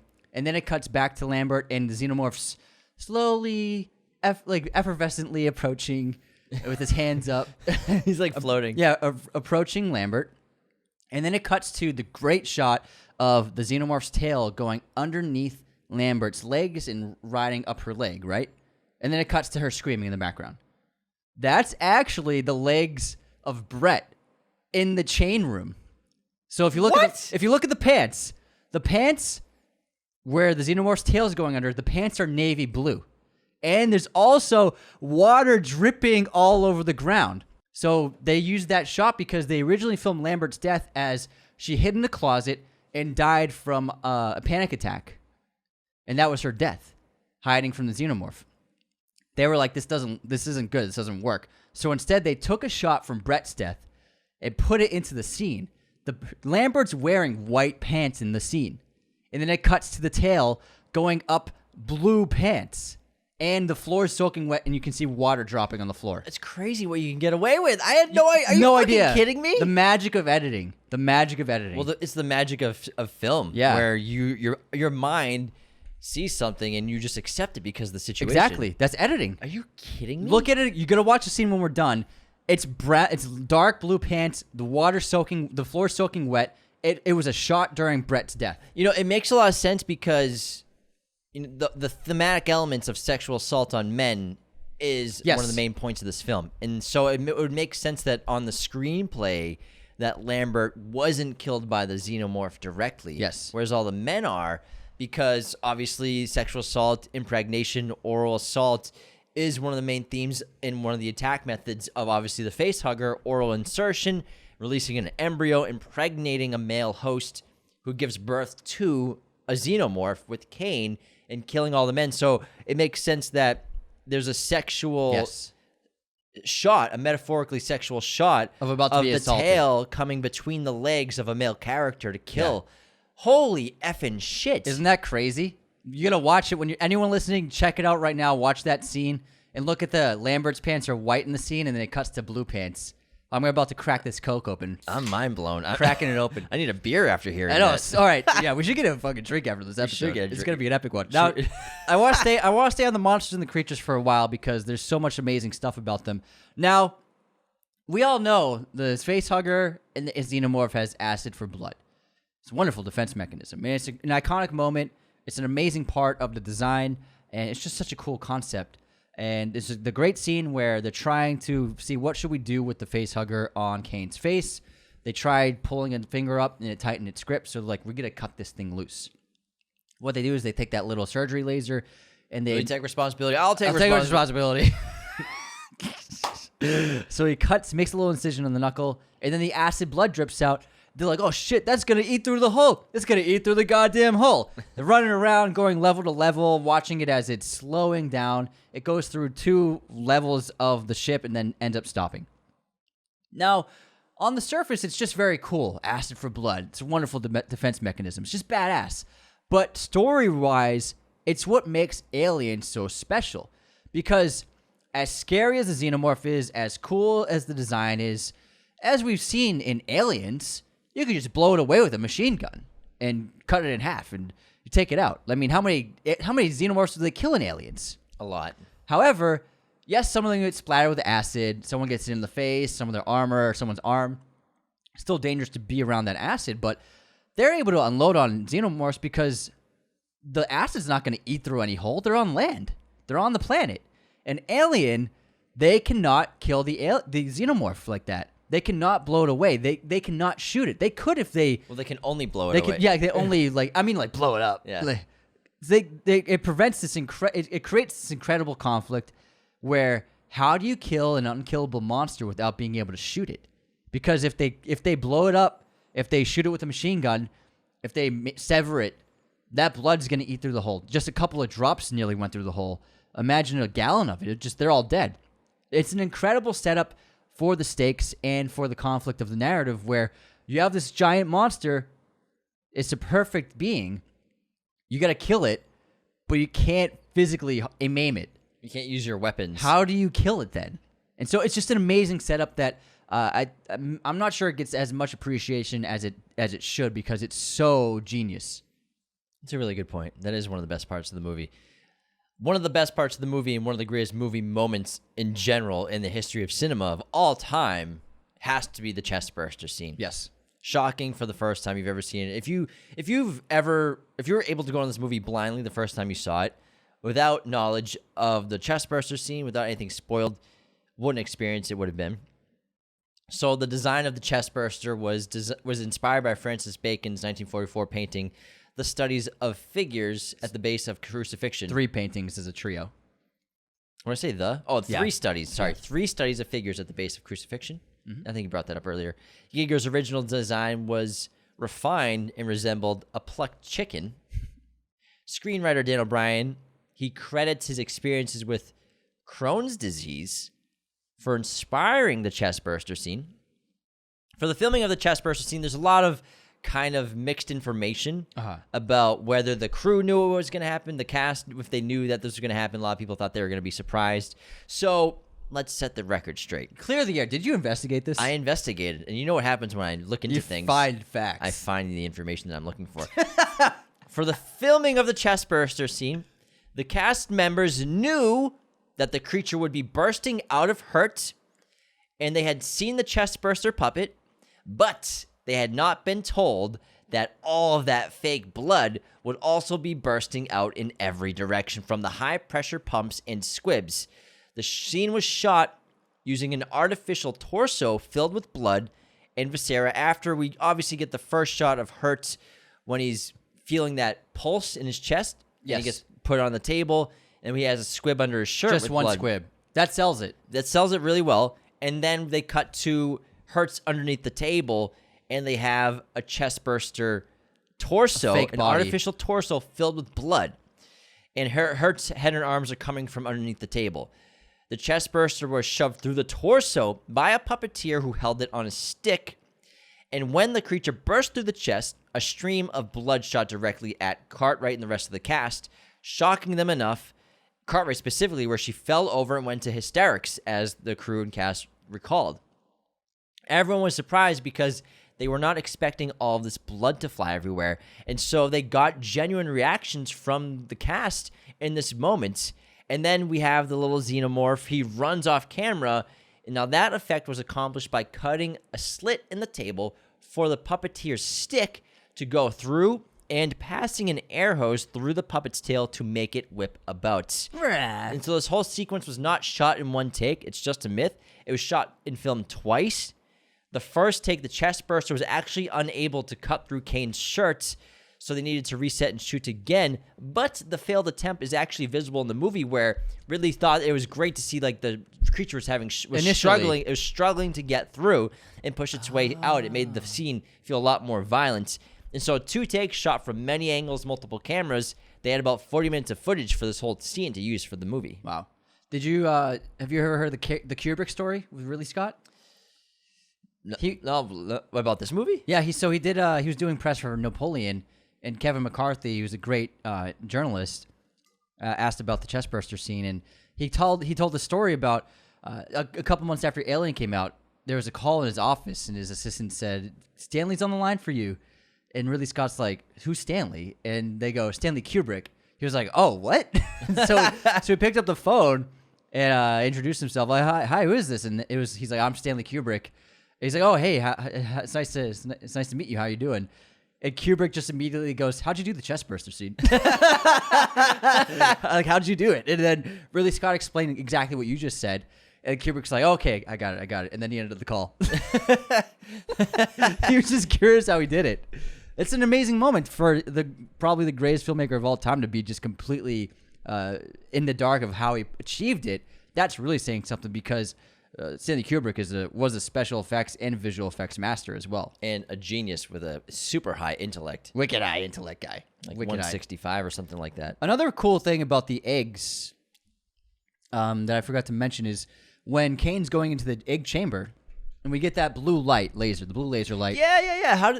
Because wasn't there a band that was using it for their light show? So at the soundstage, there was the Who were practicing and getting ready for their next tour. Who are you? Who? Yeah! CSI. Looks like somebody's gonna need a new refrigerator. Looks like the condom was too tight.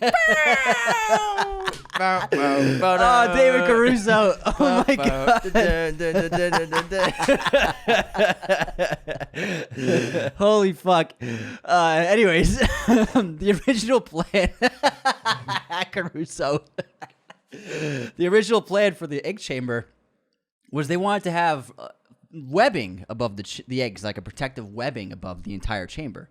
Yes, like Spider-Man, James. He just did the Spider-Man gesture. Just making sure. Just like Spider-Man, James. Oh, you're just checking? Nope. Didn't work. You never know. Didn't work.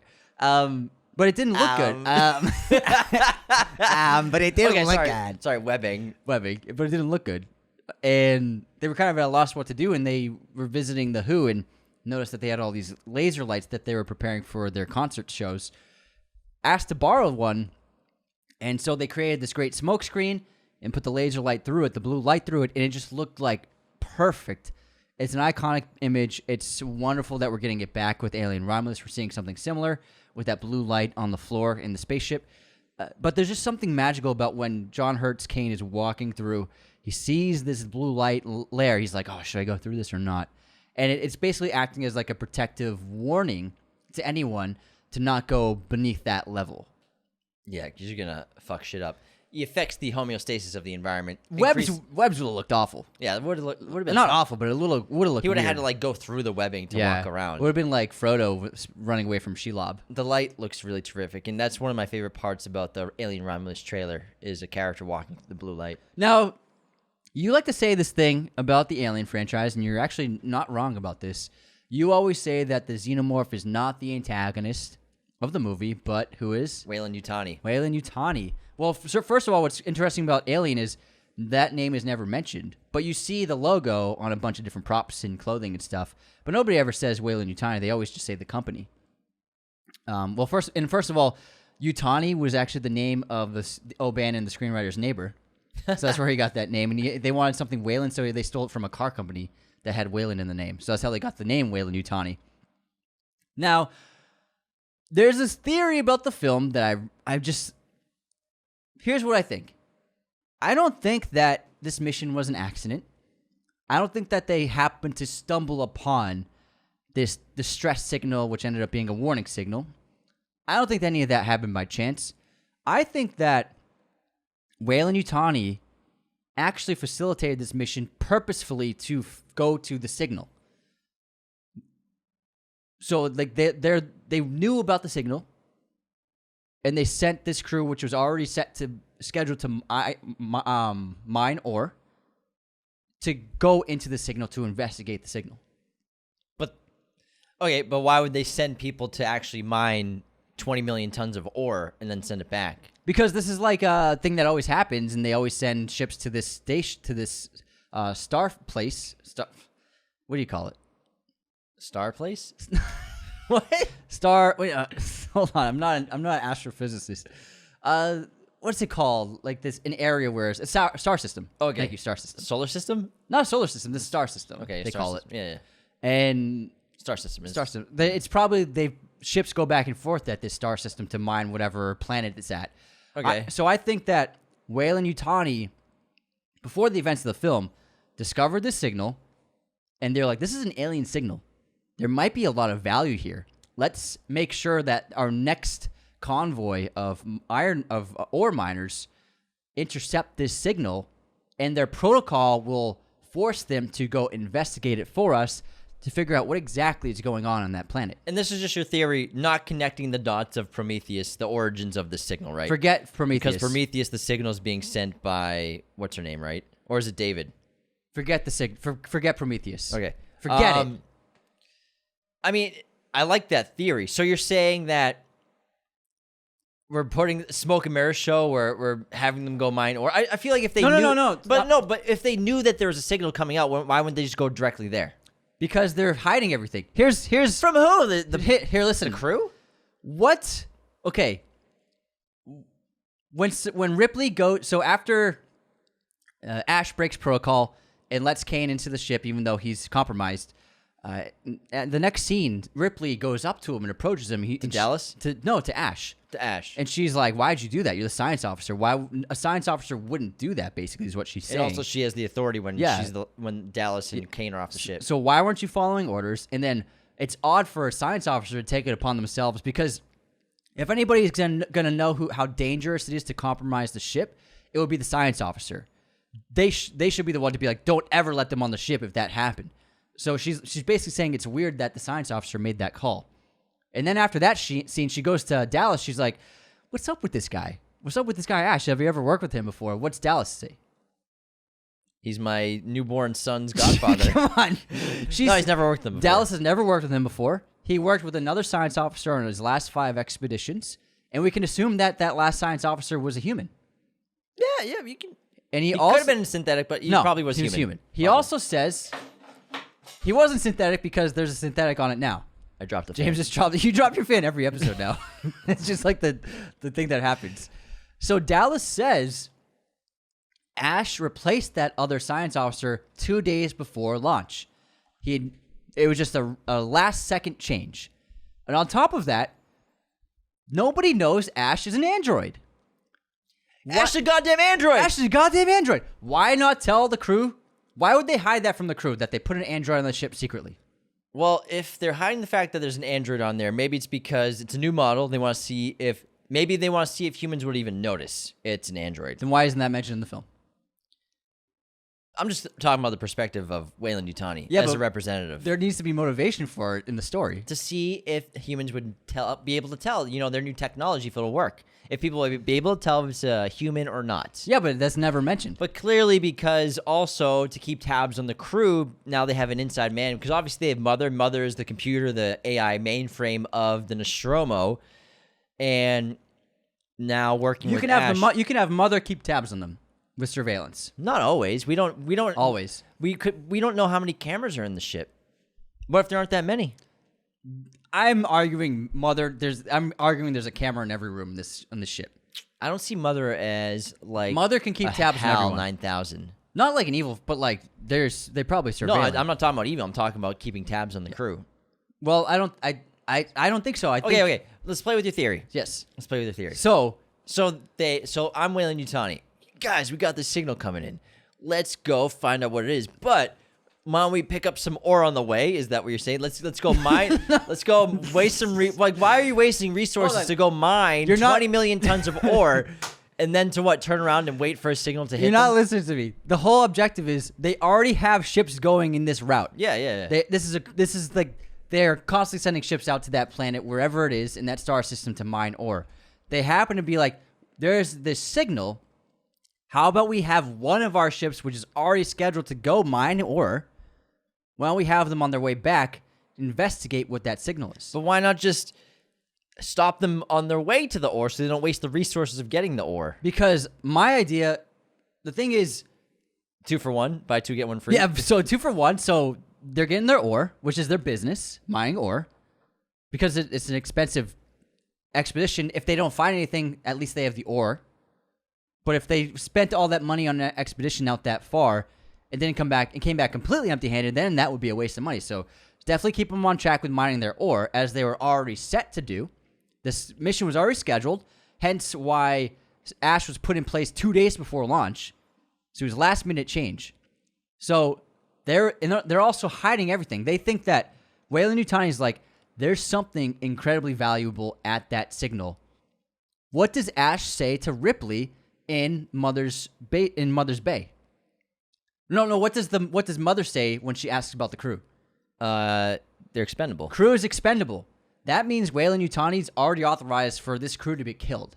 No, I know that. I figured that was the plan once they got to the signal.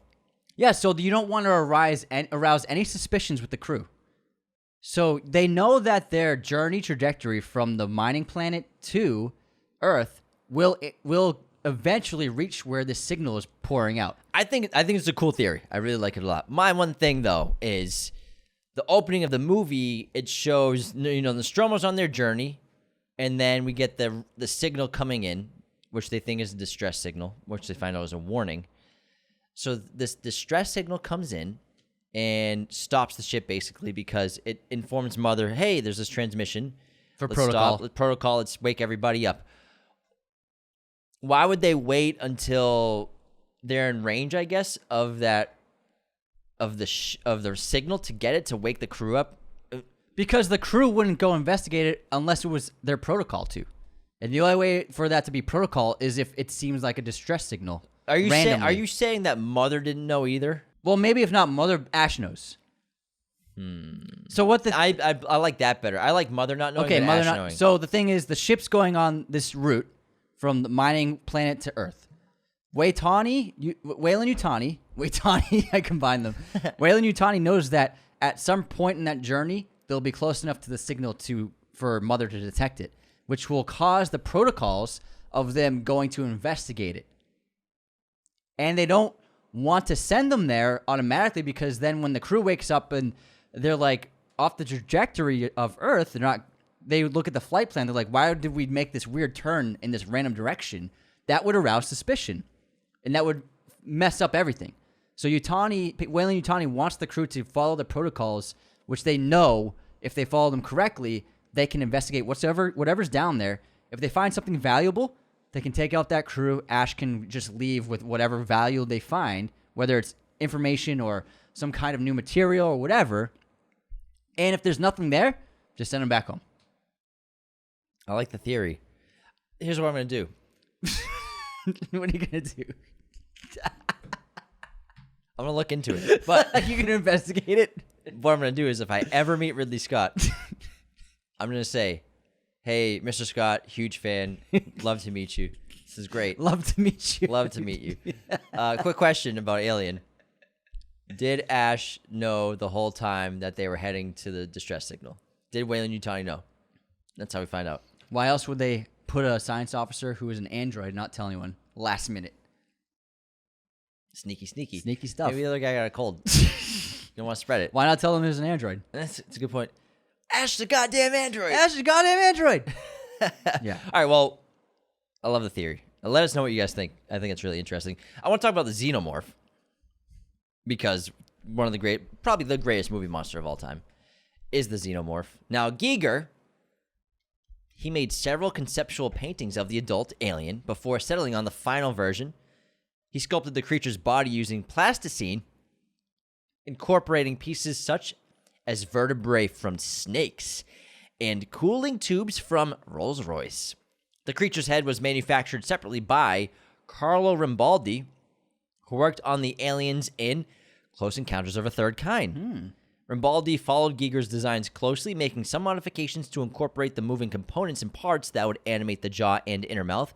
A system of hinges and cables was used to operate the creature's rigid tongue, which protruded from its mouth and featured a second mouth at its tip with its own set of movable teeth. You can actually see this original skull, this original design of the alien's head, which had the front part, the frontal lobe, was a human skull that acted as the face, but in the movie, it's hidden under smooth, translucent cover of the head, which I think is a better choice because I think it would have confused people with a human face. Now, the final had about 900 moving parts and points of articulation, and copious amounts of KY jelly were used to simulate saliva. Copious. And to give the alien an overall slimy appearance.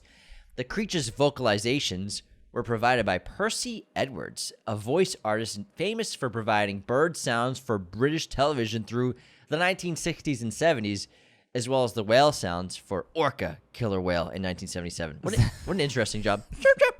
Orca Killer Whale. I'm a whale. Well, speaking of sound design, in Brett's scene where Brett's killed, when he takes his hat off to let the cold water drip on his face to cool off, you can actually hear the hissing of the Xenomorph above him. Watch the scene again and listen for it. You can actually hear it hissing. The sound design is actually absolutely incredible in this movie. I couldn't find who the sound designer was. I looked into it. I had no facts to come back with. Whoa, your investigation came up empty? Yeah, empty. But I think it's one of the strongest parts of the movie is the sound design of this movie, the atmosphere created, plus combined with the musical score from Jerry Goldsmith, who composed a brilliant score conducted by Lionel Newman, performed by the National Philharmonic Orchestra. Ridley Scott originally wanted the score to be done by Isao Tomita, but Fox wanted a more familiar composer, and Goldsmith was recommended. And, he created this weird, strange music, this odd sense of romanticism with mystery and intrigue and fear that I think just lives on so well and is timeless music. I love the heartbeat scene in the heartbeat sound in the chestburster scene. And speaking of the chestburster scene, it displays hints of Ash's malevolence and nefarious quality because in that scene, he knows something's going to go down. So there's a bunch of hints of Ash, and that's one of the most obvious hints. So the first hint of Ash being an android is actually when they all wake up from cryosleep. If you look closely, Ian Holmes' chest isn't moving up and down, signaling that he's not breathing. And then also, letting Kane into the ship is an obvious clue that he might be up to something because he wants that. He wants whatever it is into that ship. Also, when Ripley goes to confront him about breaking quarantine, he's looking at the computer. He knows what's going on inside of Kane. He knows that an embryo has been planted in there. He's observing it, and then as she approaches, he turns his computer screen off. He's like, "Oh, just not doing anything. Just here hanging out." He also drinking milk. when Ripley walks away, takes a sip of a glass of milk.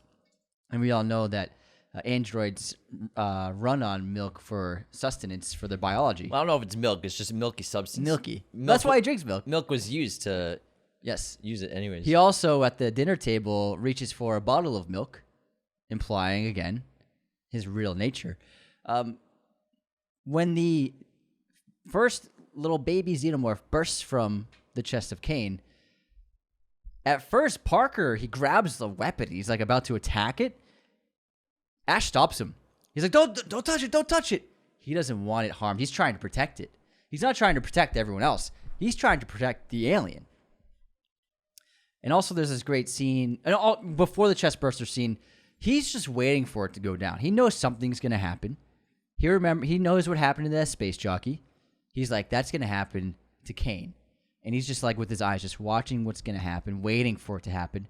And then there's this great line. Shit's going down. Nothing's going right.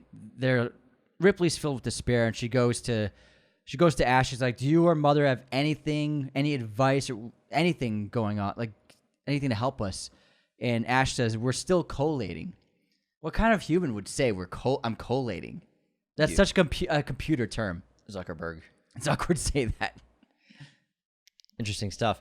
Completely agree. Now, staying on the Xenomorph for a little bit, they built the suit, like I talked about, and there was an performer who was inside the suit. His name is Balaji Bodejo. Now, Balaji, I don't know, I think it might be Balaji.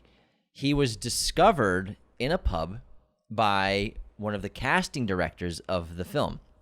And Balaji is 6'10", with very long arms and legs, very slender. And they built the suit for him to be fitted into, and he did a great job. He was sent for Tai Chi and mime classes to learn how to slow down his movements, and even a special swing had to be constructed for him to sit down during filming because he couldn't sit down on a regular chair with that tail once he was suited up because it's massive. So he did a great job, and yeah, he's just got unusually long limbs, and being 6'10", you're in less than 1% of the population of the planet being that tall. It's a pretty rare find, so I think it was cool. The photography of the Xenomorph is really what makes it work, and it didn't look great on set because Ridley Scott says this line. He said this line where he doesn't like movie monsters because it always looks like a guy in a suit, which takes away the idea of it being a monster. And the Xenomorph, with lots of light on set, it looks like a guy in a suit. So he and his DP wisely lit and photographed the Xenomorph in really interesting ways with great lighting, very minimalist looks at it. And he would cut from, and also the design of the ship helps immerse the image of the alien with the background. But also using really great inserts of close-ups, like going from a wide of catching a hint of the alien to an extreme close-up of its face, drooling in the sweat.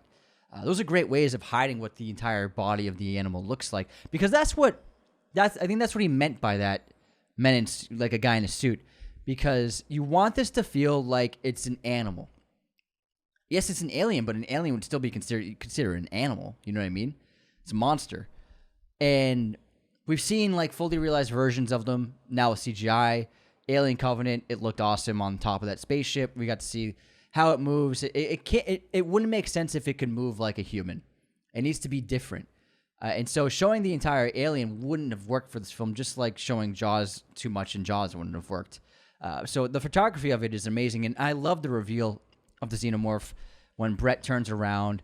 It had just dropped behind him, and it just does this slow stand up, and the camera tilts up with it, and it's just amazing. What a great moment of the film, but they did an amazing job photographing it. Well, we do eventually see full shots of the alien. Yeah. Third act, especially in that escape shuttle, after Ripley discovers it and then blows it out of the air shaft and blows it off to space in hell.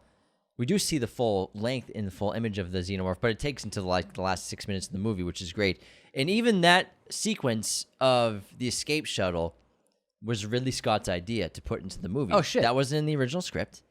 And so he came up with that idea of this escape shuttle after Ripley blows the original place to shit, blows it up, the original shuttle and everything. She escapes on the escape shuttle, thinks she's safe until the alien is hiding and she discovers it by accident. And that was Ridley Scott's idea. He wanted to take it even further. He wanted the alien to bite her head off and use her voice to mimic her voice on the radio. That not so much. That would have been a bit much. Well, it's funny you say that because there's actually a big deleted scene. There's a sequence where, so after Dallas gets killed, and then Ripley's like, "We need to blow this thing out into space. We need to end this." And then Ash is like, "Oh no, we don't know what we're dealing with." So after that sequence, there's a sequence of them actually, the crew, making this plan of luring the Xenomorph towards one of the exit doors, and they're about to open the hatch. The airlock's about to open and suck it out into space. However, Ash sets off an interior alarm on the ship, basically alerting the Xenomorph and warning it, which causes it to run away from the trap they set. And they cut the scene because it made it look too obvious that Ash was a villain for the other characters. Like, they would have been onto him after that. You know what I mean? But they really filmed that. I gotta look that up. So it's not in the director's cut? I don't think it's in the director's cut, but you can see images of it. I want to look that up. And it's like they set this trap and everything. There's also another deleted scene. There's no need for it, where in the third act, when Ripley's moving through the ship trying to evade wherever the Xenomorph is, she actually encounters her cocooned crewmates of Dallas and someone else. And they're like actually kind of morphing in their cocoons into a Xenomorph. They realize they contradicted the idea of the birth through the chest. Yeah. And we got cocoons and aliens, but that's because they stuck with the lore of it, like, oh, they placed them here so the Facehugger can get them. Yeah. But in this film, they're actually like, their bodies were morphing into aliens. And so what Ripley does, Dallas basically begs her to kill him. She sets them both on fire. You can actually watch this online. I kind of want to watch that. It doesn't work. It doesn't match because the whole idea of the Xenomorph having human qualities to it is what makes it so interesting and terrifying as a creature, because it's obviously not human, but it has parts and components of it that look human. It also slowed down the most tense part of the film. So obviously you have to cut that. And there's something about Ash I forgot to mention, because you just said there's the human quality to the Xenomorph. After the little baby Xenomorph escapes the room, after the chest burster scene, Ash calls it Kane's son, as in his child. He calls the Xenomorph Kane's son. Oh, that's good. Because he understands that Kane is basically the mother of the Xenomorph. Hence hence the skull, hence the humanoid-esque quality to the Xenomorph, because it was birthed from a human. Yeah, I mean, it stands up on its feet. It has arms and legs, kind of like humans. It's got fingers. It plays the piano. Yeah. Smokes plays cigarettes. bass guitar. Plays smoke cigarettes. It's pretty interesting. But there's so many components to this film that are so great. I mean, it's such a great cast that do such a great job with this story, which is so terrific. And one of the best scenes has to be the reveal of Ash being an android, because it's shocking for the audience if you don't know going in what happens. And then it's revealed that he starts to bleed that milky white substance after Ripley hits him. And then he attacks Ripley, and corporations, just giving you a heads up, stop making androids and robots so powerful. Yeah. You can't stop them. It's insane. He's very powerful. And he just clutches Parker's chest like, ah! He's trying to, I always wonder what he's trying to do with that magazine. He's trying to suffocate. I'll tell you. Okay. So this whole scene, Ridley Scott, it was an implication of sexual assault. Yeah. So so he rolls up a magazine and he starts shoving it down Ellen Ripley's mouth. This is implying sexual assault because Ash is an android. He doesn't have any sexual parts. And so he can't assault her with his body, so he uses a magazine instead. Hence, another part of the theme of sexual assault in the film. Mm-hmm. Which makes total sense. And you're like, when you look at that in retrospect, you're like, oh my God, I never realized that. Yeah. But when you watch this, and Ridley Scott also said in this scene, he's not trying to kill Ripley. He said his interpretation of the scene is that Ash is so angry with Ripley, he just wants to assault her. Yeah, that's what I meant by what he's trying to do, because I've always looked at it as sexual assault too, but at the same time, it's like, is he suffocating her or trying to kill? I've always wondered if he's trying to kill her, but now it makes sense that he's not. And also, so that's another great point of tension, but there's an incredible piece of tension building right before this, in this Dallas in the tunnel system, with much less going on. Now, this scene I think is so incredible because it subverts our expectations and surprises the audience because we have the motion tracker. The crew's watching the motion tracker. Micro changes in air density in my ass. My ass. And they're basically directing Dallas. And then what happens is they see he's a little dot on the screen, then they see another dot. And the other dot's getting closer and closer. And they're like, oh my God, it's right up top of you. Eventually, the dots touch. The alien's supposed to be right on him, but it's not there. Then it's like, holy fuck, where is this thing? It could be anywhere. He climbs down the hatch, thinking it must be right near him. This is the only way to get out of there. Turns around, and it's just right on top of him. It's a great moment because the motion tracker makes us think that the Xenomorph's about to converge on him, but it doesn't. And then James Cameron did the same thing with them in the ceiling of that room. And they're like, it's in this 7 meters that's in the room. The exact same setup and surprising the audience that way. The beeping sound is so good. The beeping's great. Such a good beeping sound. And I mean, the third act is so sensational in this movie where everyone's dead except for Ripley. And she's initiated the self-destruct mode of the ship. And it's terrifying. And she's running around. The Xenomorph somewhere. She's trying to save Jonesy. We have smoke. We have CO2 going off everywhere. We have the strobing lights. We have the loud alarms. We have Mother's voice going off, counting down. Xenomorph can be around any corner. The Xenomorph is around one of the corners when she's got Jinxie in the little... Jonesy. Jonesy. Jinxie cat. Jinxie. Meet the parents. Got Jones in the little carrier. I like how she abandons Jones. Yes, so A Quiet Place. Yeah. This is why this is so much better than A Quiet Place because, you know... Yeah, I'll give you, like, you want to protect your cat, but Ripley bounces once the alien shows up. She's the Xenomorph. She's like, oh, see you later, Jones. Fuck out of there. I'm getting the fuck out of there. Yeah. And I love how she... Obviously, the flamethrower, it's one of the most iconic images of the Alien franchise, is Sigourney Weaver as Ripley sweating, running through the hallways with the flamethrower, both in this and then in the second film.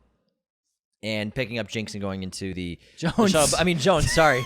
Sorry, I need a coffee. But I love how she wants to change her mind, and she goes to try to reverse the self-destruct mode, but can't do it in time. You bitch! Yeah, I love that sequence. She's trying to reverse it, but she can't. She's too late, and it's a terrifying moment. And this is one of the... I love the shots of her hands, like pulling down, like these great insert close-ups. They're so beautiful. I like just the details of the self-destruct sequence and the bomb and the mechanisms, just pushing these levers and pulling them up. The sound is like, shoop. Yeah. Shoop. It's just really incredible, and it's so tense, and you don't think she's going to get away, but she finally does, and it's incredible, man.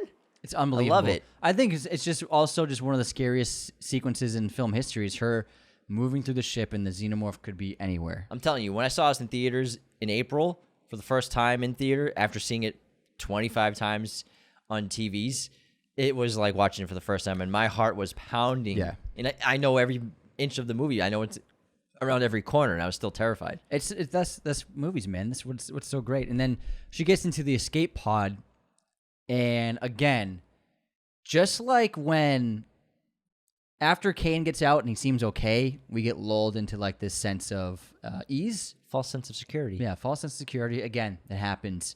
Ellen's in the escape pod. They launch out. It's like, okay, we did it. Blow up the station. All right, we got away. Which I love the explosions. It's like 5 explosions. Like, I think you did it. Take it easy, man. But yeah, it's a huge nuclear fusion reactor. It's gonna be fucking massive. And then she thinks she's in the clear, and then all of a sudden the Xenomorph napping inside the wall, just like.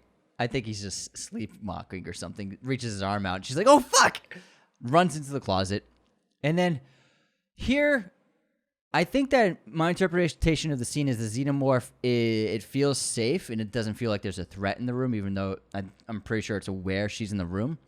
But it's like, there's nothing that she can do to me. I'm just going to chill here. And I think it knows that it's going to put herself to sleep in some way. Maybe. That's interesting. That means it's a very intelligent being. Yeah, it is. I think it is highly intelligent. What's so cool is one of the most famous shots that when you like learn about all the little Easter eggs in the movie is when she strips down to her t-shirt and her underwear and she's leaning over, hitting some switches and stuff. The Xenomorph's head is right there. Yeah. You can see its head. Yeah. And when I saw it in the theater, I'm like, there it is right there. You can see the Xenomorph for about 20 seconds. But it blends in. Yeah, it blends in perfectly. First time watch, it's like, oh my God. Yeah, and she got a great plan to get blowed out the hatch, getting in the chair, getting in the in the suit and then making sure she can finish the job by shooting it with that harness out the window. So funny thing, her singing "You Are My Shining Star" or whatever that song is, she improvised that, and the crew and Scott loved it, so they kept it in. They were like, okay, let's do that in the scene. However, it's a song from The Sound of Music, or "Singing in the Rain." So it's a "Singing in the Rain" song, and they had to buy the rights to it after because there's no way, like they shot her singing it. Yeah. So they had to unfortunately spend a chunk of change to buy the rights to that song. That sucks. But it's great. It works really, really well. It's a great improv because she was like, I'm sure she was like, this is what I would do to comfort myself in this crazy moment of distress and anxiety to try to like keep a steady head to deal with the moment. And it was great for her, to turn around to lure the alien closer to her. And she turns around and is like, hey! And she's like, oh shit! And blasts it out. And I love when she does shoot it out and it gets caught in the back of the engine of the ship. It's just such an easy, simple way of shooting. I remember when I was younger, I would watch the ending of the engine obliterating the alien, thinking like, how did they film this? How on earth did they shoot this? And it's actually very simple. They just created the tunnels for the engine, shined bright lights inside out of it, and had water dripping down. Ridley Scott got the idea when he filmed the Brett sequence with all that dripping water. He's like, oh, the water droplets falling down from the light make it look like it's the stream of the jet engine of just like it propelling itself forward. And that's all it is. That's what it is, but it looks amazing. It's so simple. It's just light and droplets of water. Interstellar, same thing. Interstellar, yeah. It looks incredible. It's just the simplest things, man. There is one prop and one special effect that obviously everybody knows doesn't look good, and Ridley Scott hates it, and that is Ash's head. When it's a severed head, and Parker places it down, and then it does that hard cut onto Ian Holmes' head. Now, why didn't they cut away to a shot of the crew and then go back to Ian Holm? I'm not sure, because it cuts from literally the prop head to Ian Holmes' head. Same shot. I'm not sure why they didn't cut away, but Ridley Scott hates that prop. That's all they had, and it looked much better when they first brought it in, but the heat, wear and tear, and the time wore it down and actually shifted the look of the face where it just didn't even look like him anymore. But originally, it looked a little bit more like him. However, the prop just didn't work out longevity-wise. I always accept it, man. Yeah, I don't care. I accept it every time. But he hates it, apparently. I would hate it, too. Yeah. But why didn't they cut away? I wonder. Why didn't they cut back to Ripley? Maybe they didn't get a shot. The shots were there. How do you know? Maybe they didn't get a good shot for a cutaway. Maybe he was like, I want to make it blend in without cutting away. Maybe he thought, I know for a fact when I was younger, I didn't notice it because I wasn't as aware of filmmaking back then. And I'm sure audiences at first didn't notice it. Yeah, I think it's just one of those things like, hey, it is what it is. Yeah. Let's just roll with it. But there's something that's so disturbing about the milky interior of the androids. That's always grosses me out. It's not blood, but it's just like there's like water balloons in there. that turns my stomach more than a fountain of blood turns my stomach. Something about it. It's gross. 'Cause it's so unnatural, but organic at the same time. Yeah, it's odd. It's like synthetic organic. Yeah, it's such a great effect. I friggin' love it. I love this movie. I love this movie. I feel like I got everything out that I wanted to say. I'm browsing through images of the film, and she goes to sleep with Jones, or Jinxie Cat, as you like to call him. Jonesy. Which the next film picks up immediately while she's asleep. Yeah. 30 years or 60 years later, 59 years later. So James Cameron understood the beats of Alien and took a lot of them for Aliens, and which is why it works. And we never really saw these beats again. So I expect Alien Romulus with Fede Alvarez's reverence for Alien and Aliens to try to give us what we love about the first two films and less of trying to do just new things like other filmmakers have tried to, let's just try to do something completely different. So I expect similar story beats to happen in Alien Romulus, and that's a good thing because sometimes when you stick to what works, that's better than anything else. You need to kill everyone off except for Kaylee Spaney. Yeah. I'm very excited about it. I can't wait. I can't wait. It looks fantastic, and this is honestly One of my favorite franchises. Alien is one of my all-time favorite films. I love and adore Aliens. However, Alien is just has a special place in my heart as a film lover. I do think it's one of the greatest films ever made. I'd put it in the top 25 films, I would say. All right. Well, that wraps our episode on Alien. Epic. Thank you so much for tuning into this episode. And obviously, get excited for Aliens next episode. And then next week, Alien Romulus, once it drops. We'll be doing that on the following Monday. Thank you so much for tuning in. Become a patron today at patreon.com/Raiders of the Lost Podcast. Leave those 5-star ratings and reviews on Spotify and Apple. And take care, everybody. See you next time. This episode was executive produced by our chosen one patrons, Cody Moen, Andrew Hagan, Becca Keene, Benjamin Cook, Calvin Murphy-Griggs, Nicholas Martin, Darian Singleton, Tyler McFly, Andrew Hagan. Our chosen one patrons are our biggest supporters. Thank you so much. Raiders of the Lost Podcast is a mirror image production. Sound mixing done by Jacob Kosler.